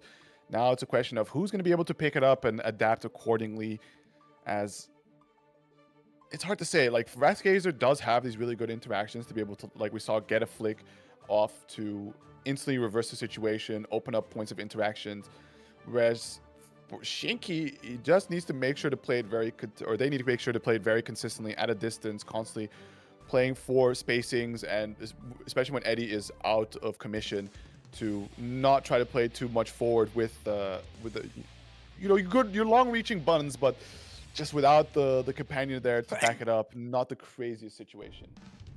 It definitely isn't helped by the fact that a lot of these times, right, Shinky, even with the very small timer that Eddie takes to get back, we don't ever see the use of the meter ever be used to secure that hard knockdown with the Sun Void at all. We're not utilizing that in any capacity, not even on pressure, just to be able to keep our Eddie resources up and at him. We're often using our burst to be able to just kind of mitigate our recovery, as well as just do these amorphous attempts from full screen.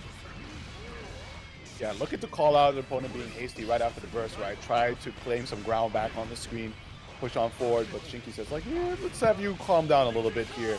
As immediately it pays off, keeps Wrathgazer in the corner. We're gonna go for the Sun Void here, getting Eddie right back here on this hard knockdown situation. Now he's pushing him all the way to the side. The YRC creates a bit of a reprieve, but instantly just going for the momentum burst, making sure that Wrathgazer gets 0 chances.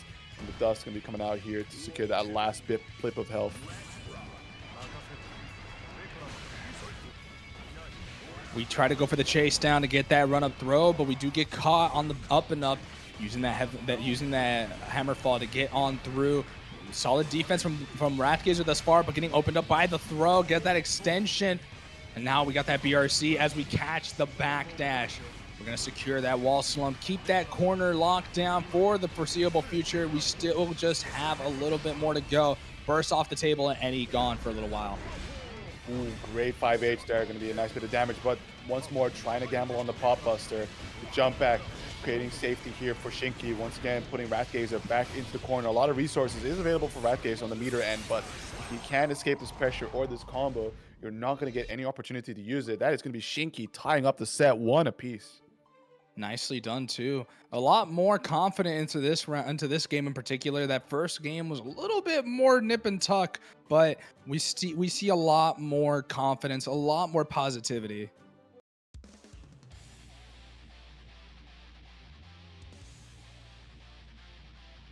We'll see if Shinky is able to keep this up, as once again, it's a very tightrope game plan that they have to play, and a lot of resources, as you mentioned, being committed to denying play here from Wrathgazer's end, especially in that post-burst situation, seeing the Amogas come out. But what a punish to kick things off here in game number 3. The pop buster dealing a ton of damage, and already the favorable corner position here for Wrathgazer, but the invite hell, moment of reprieve, dashing and pushing Wrathgazer to the other side instead. We are going to get that full extension, a little bit of a costly expenditure just for at least like 20%, but it's the positive bonus that really helps for Shinky here, especially when he loves to spend that meter.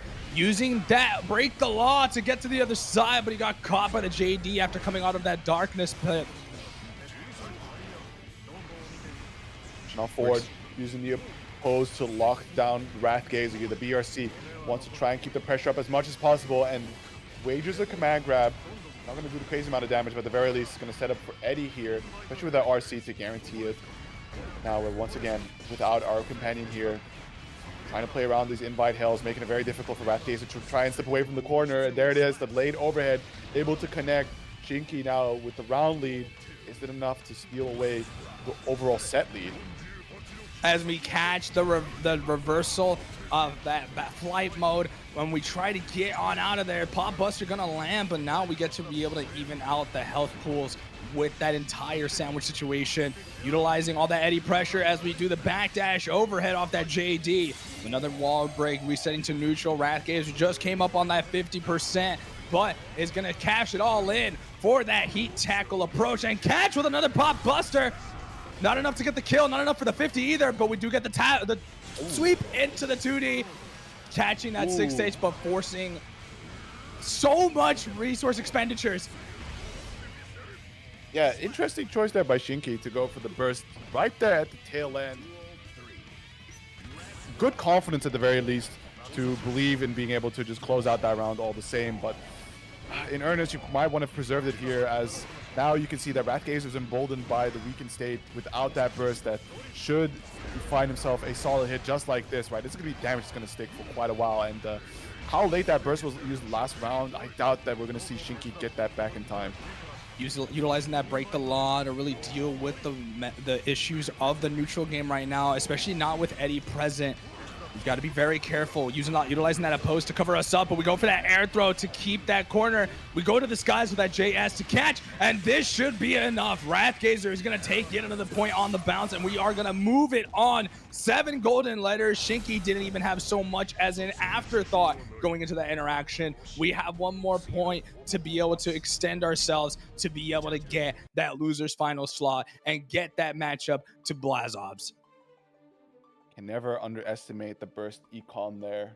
As fun as it may be to try and clutch out that round, ultimately, if you aren't able to pull it off, you do set yourself up for possible greater failure with the rounds thereafter, especially into the likes of Potemkin or any high damaging character, right? That they just need that 1 or 2 solid touches to be able to make it really hurt and stick around for a while. And the later you use it, right, it just might as well consider it like, okay, anything that happens now is permanent.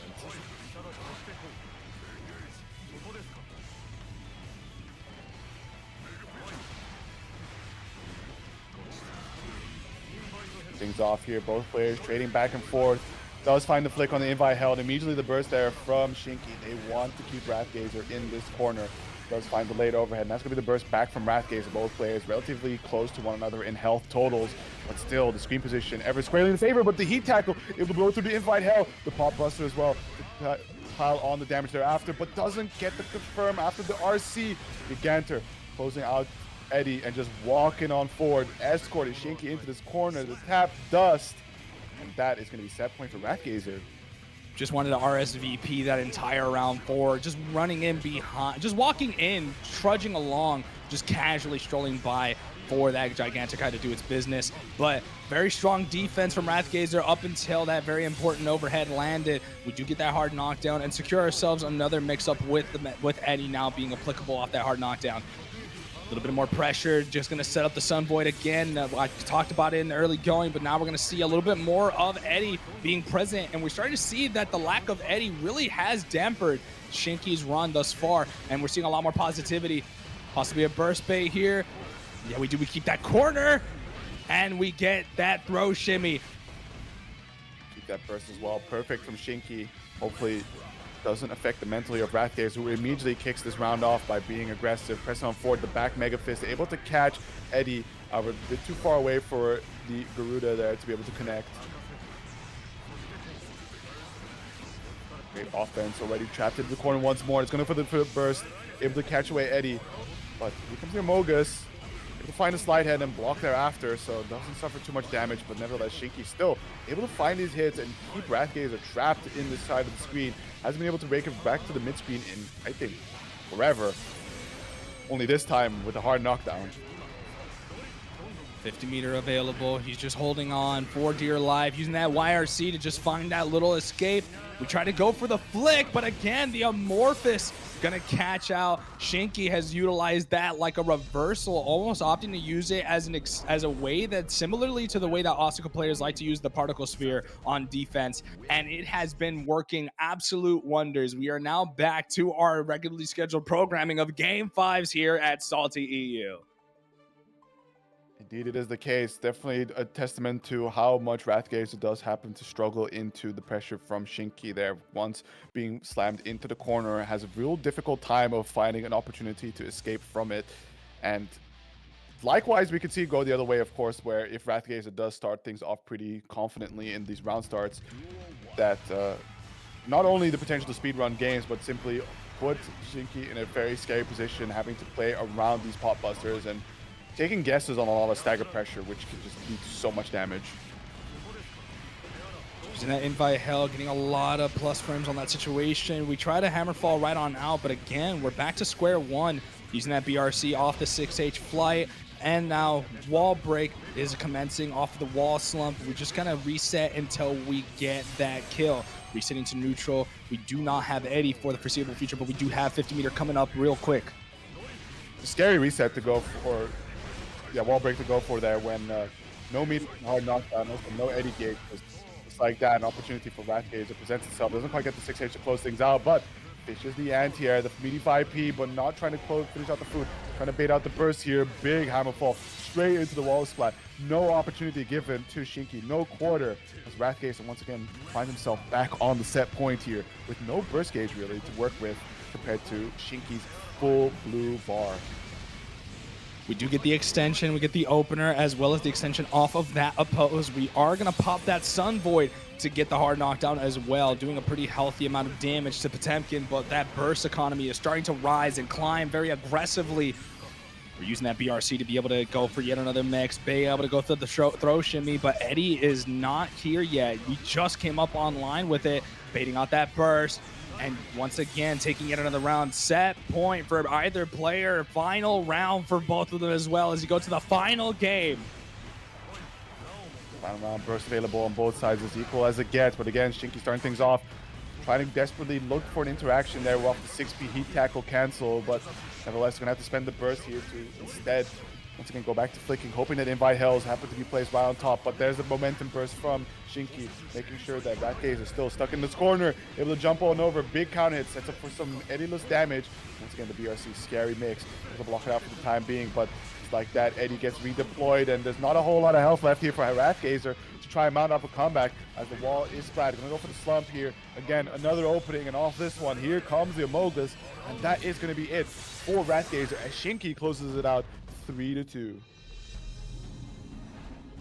Very scary stuff. It could have looked like Wrathgazer was going to take it all, but Shinky manages to break the curse, manages to clear out the Potemkins for this run. Only one left is Blazobs, and this is going to be the run back, the salty run back from winner's side. So we'll see where this goes. I mean, we saw how this happened last time. We'll see how much has changed now that you have to go back to back. Especially just playing it off of against Wrathgazer.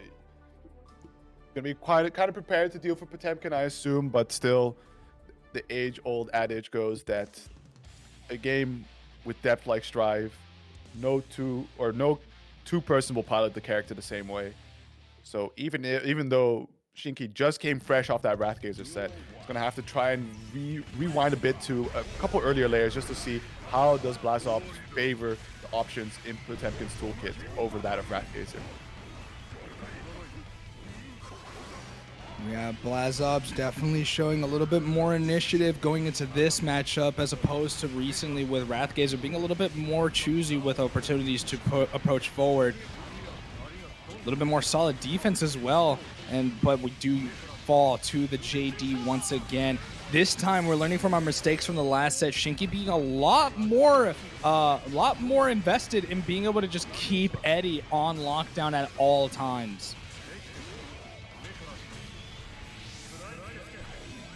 Making it a much greater struggle here as Blazobs conceding that first round. Both players still hanging on to their burst. They need to start things off confidently. The 5Ps coming out, hoping to just tag at Eddie here, but the opposed tanking these hits, forcing Blazobs to just stand still for the time being. Setting up that throw, the burst coming out at long last. Big damage, 5H slide head, pushing on forward. Wants to get Shinky in his corner ASAP to start running that command grab RPS along with the stagger pressure.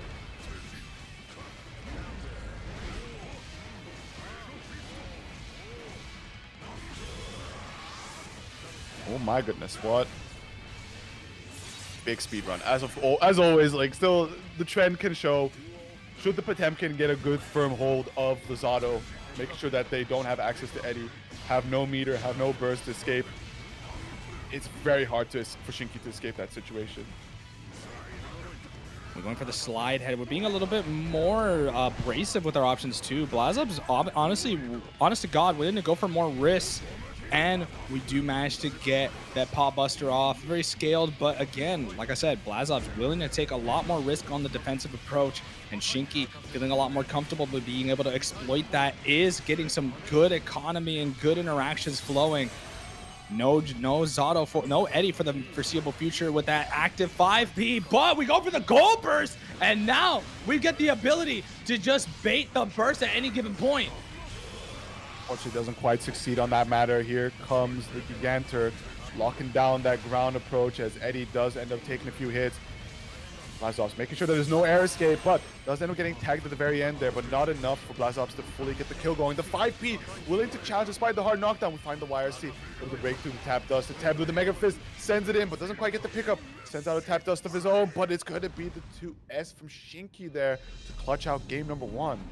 Blazobs just wasn't keeping a close eye on the meter gauge, and that's the kind of pressure that comes out when you're on the loser side, when it's your last ditch efforts and it's your last opportunity. Sometimes you're not too aware of your surroundings. You start to tunnel vision through the whole process, but Blazobs just came up on that 50, even on block, maybe just was a little bit more uncomfortable as we went along. Shinky is able to get that important point and just barely scratch a result there, because that could have easily gone terrible for Shinky at the end. Go game number 2. Out of the gates comes swinging Blazobs. Really good counter hits in here, as that's going to be enough for Shinky to try and go for the burst and looking for some way to interact. And he should not be trapped in this corner for too long, but of course RC mechanics make it very difficult to try and get the right decision being made here. Tap does to connect and take that last sliver of health off of Shinky there.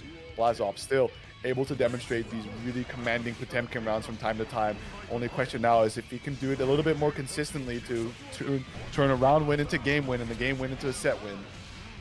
I mean, we're getting a lot of big, heavy hitting interactions, and we're witnessing how good Blazobs is as being able to just thread the needle as we make quick work of game number 2, already evening out the set in no time flat at all. We saw how well that and how precise a lot of these Mega Fist attempts were, but now we're just waiting for opportunities to just hit Shinky at important intervals when the clap is happening in between the animations, and just being able to catch Shinky on the up and up. So good work on Blazobs. This is going to be a very interesting set, to say the least. The hands have been revealed. We've seen the game go back and forth. Who is able to make the final adaptation to take it all the way, or is there still some more back and forth to go between these two? It's going to kick off game number 3. Immediately the Wild Assault to kick things off. And he's still just sending out the slide heads, able to slam Eddie off the field. Doesn't quite get the anti-air, and Shinky just casually flying over to the other side. So they now have Blazobs locked in the corner. Yeah, not only that, but look at how much burst you just refunded him off of the wall splat.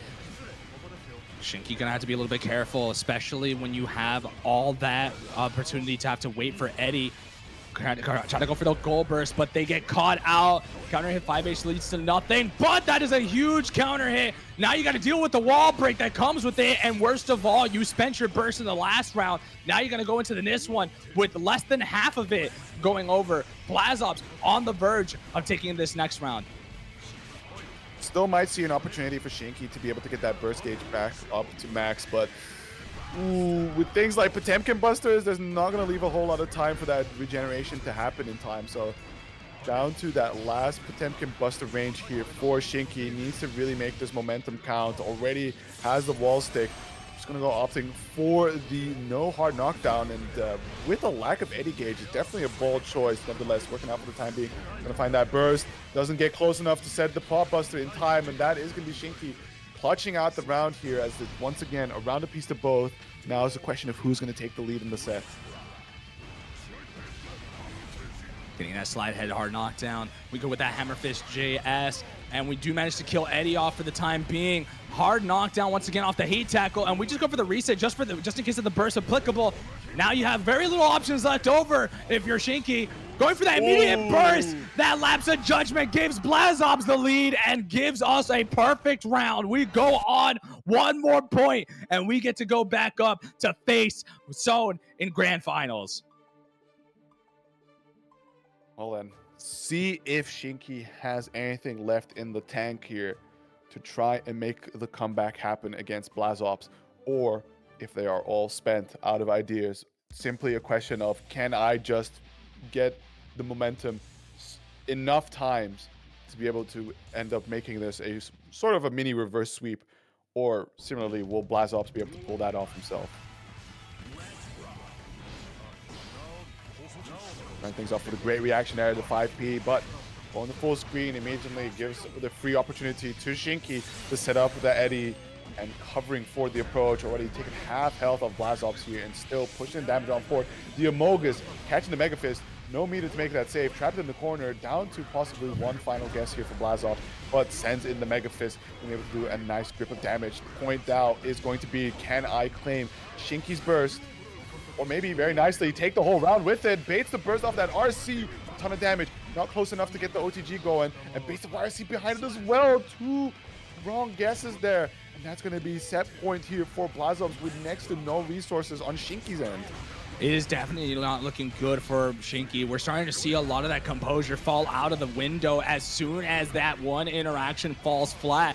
Just that 5P really spelled their doom already as we get yet another destructive round from Blazobs. This is curtain call for Shinky to have to make the switch up in game plan, because as it stands, it's looking lost at the seams.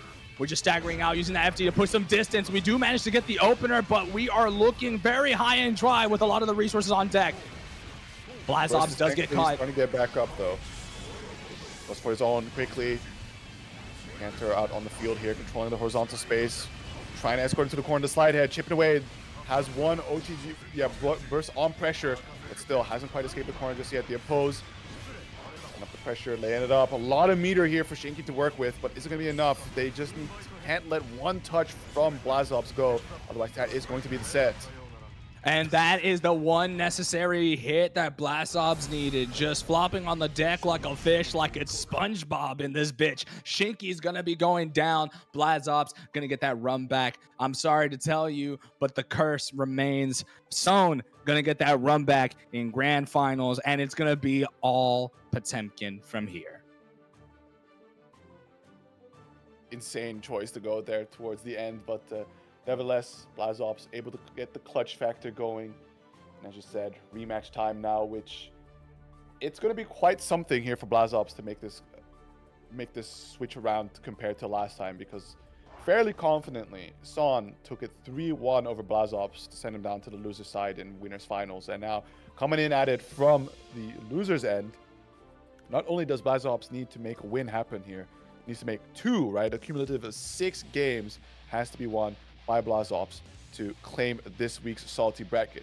And as we're heading into potentially the final set or final 2, friendly reminder, we still have some match arena codes left to be claimed, so do not hesitate as we're hopping straight into it.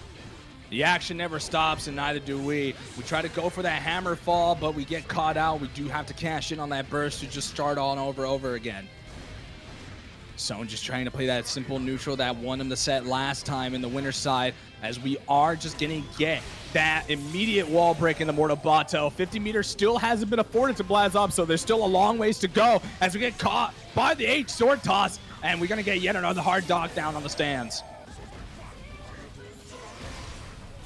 This flex shield offering a little bit of a reprieve here. The Hammerfall blowing through that last bit of health, able to tank the hit. Set up the pop buster. Needs one more good decision here to close out this round. Maybe take the burst, and what a call out on the jump back there as Blazobs sends a Heavenly Potemkin buster. Able to snatch this round from the clutches of defeat. Beautifully done.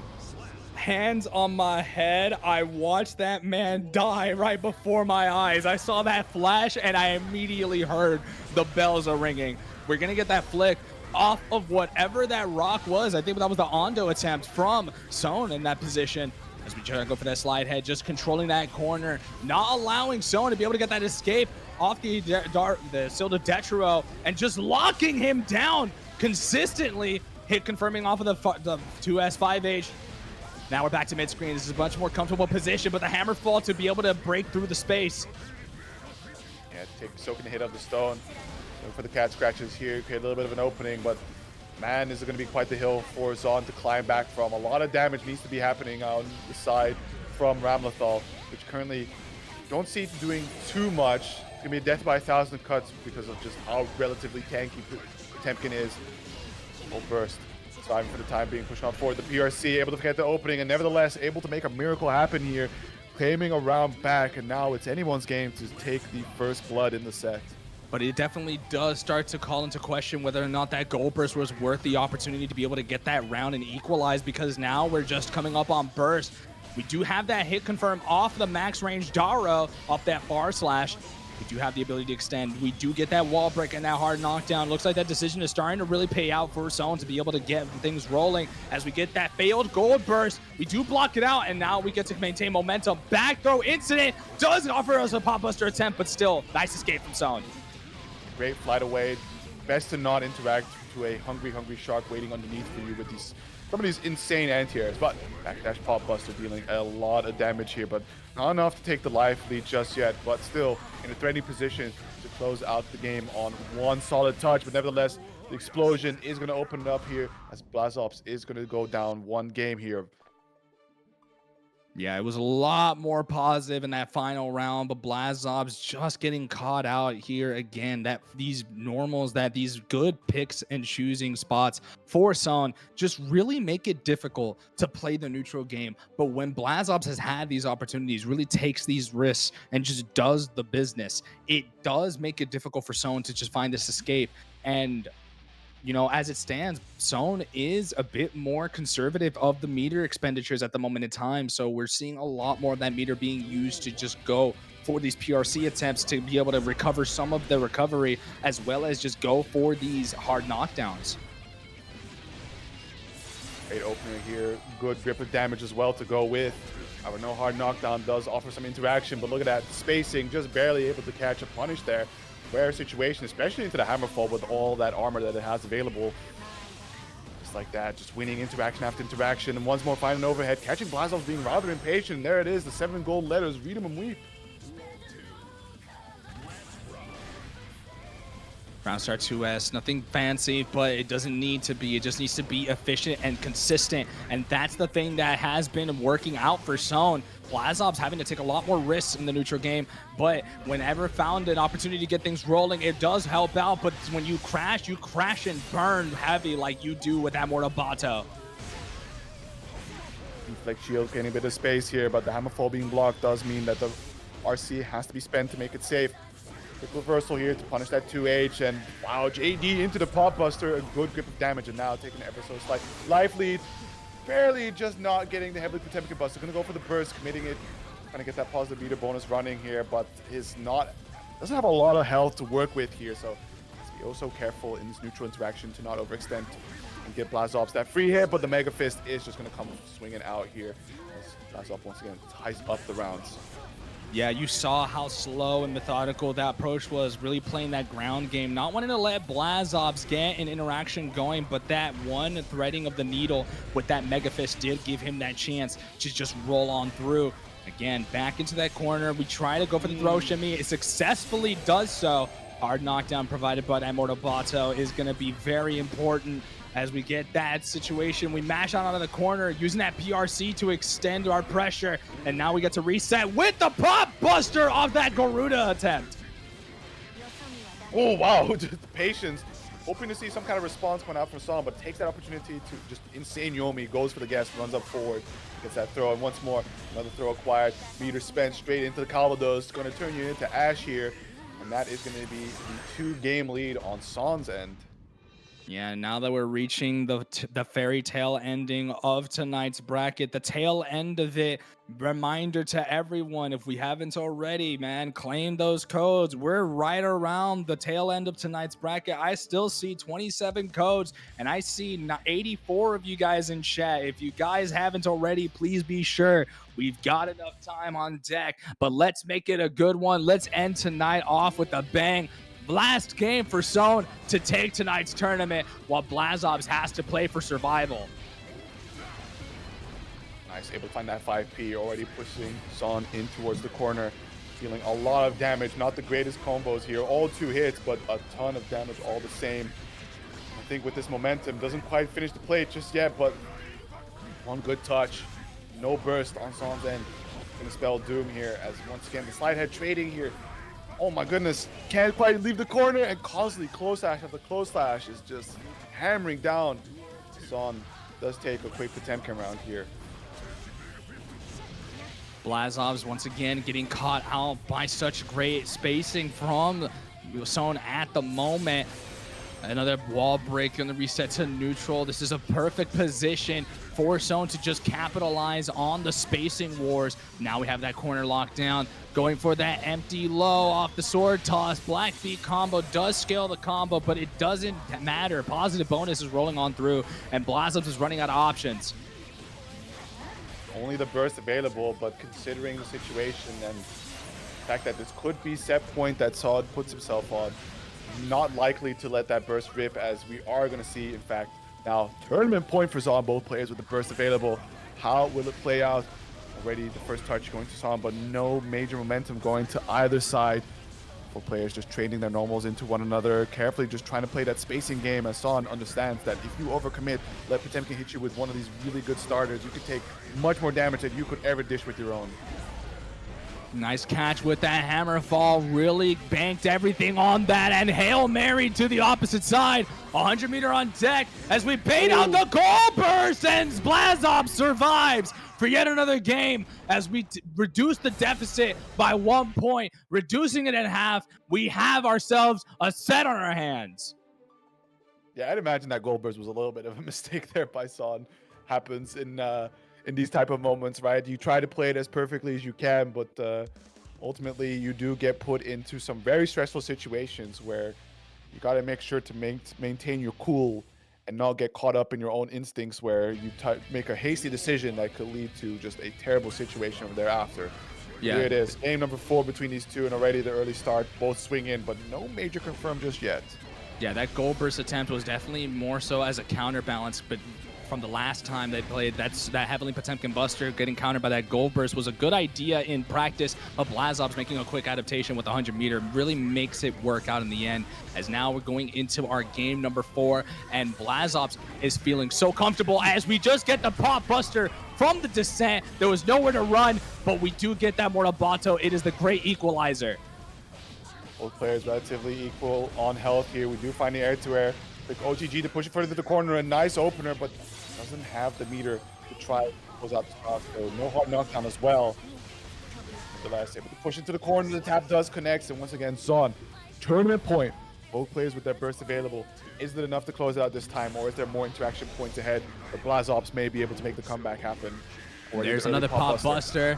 We have so much of that health already gone. We try to go for yet another pop buster, maybe try to sneak that one in, but we do manage to get the pop buster again. This might be enough to get the kill. Not just yet, just a sliver of life, but that 2K from the knockdown is gonna give him a chance. Blazobs needs to win this to get this to a game 5 situation. All we need is just one more round, and we take tonight's tournament.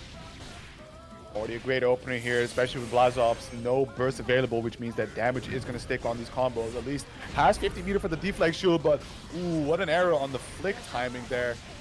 Zon is now starting to really delve into the bag of tricks here, getting these final interactions to get the openings necessary without having to play a careful neutral game out here. The burst to cut the momentum, making sure that Blazobs doesn't get too much started, especially considering that putting your opponent into the corner, having it the ability to constantly run 50-50s with nowhere to back off to, but alas, Blazobs doesn't get anything started, and that is going to be Zon closing out the tournament here 3-1, claiming a SaltyEU under his name. It definitely is one hell of a day for Zon, as he has had to contest against this Iron Fortress of a character for nothing but that entire top 8 run. Three Potemkins, all of them will fall before his very eyes, and he manages to repeat the process of what happened in the winners final side. So congratulations to Zon for making what seemingly a very horrifying run seem like a cakewalk in the end, getting that reverse sweep against Wrathgazer and getting 2 repeat results into Blazobs, going 3-1 in tonight's SaltyEU. Congratulations to Zon, and bigger congratulations as well to everybody involved for making tonight's top 8 one of the best performances definitely tonight, coming in, especially one of the most entertaining sets tonight, coming from KaramaChan and Xandra in particular. So good on everyone, and thank you all for coming out, man. Tonight was a fun ride, but Yucker, I think we're being at the tail end of tonight. I think it's time to be able to show off what you got, man. What you got coming up? Okay, this is the official plug window. Try and look over at our, okay, yeah, the guy's still muted. All right, plug window. yeah, a lot of stuff going on actually, surprisingly, considering it is going to be the season's end in a few weeks. But a lot of EU events starting to announce their dates, save the dates, and also the sign-ups starting to open up. So definitely keep an eye peeled out for those. In the near future, we got Hessen Crash around the corner. We also got VSF recently opened up their signups as well. So I will be at both. Hope to see as many of you there as possible.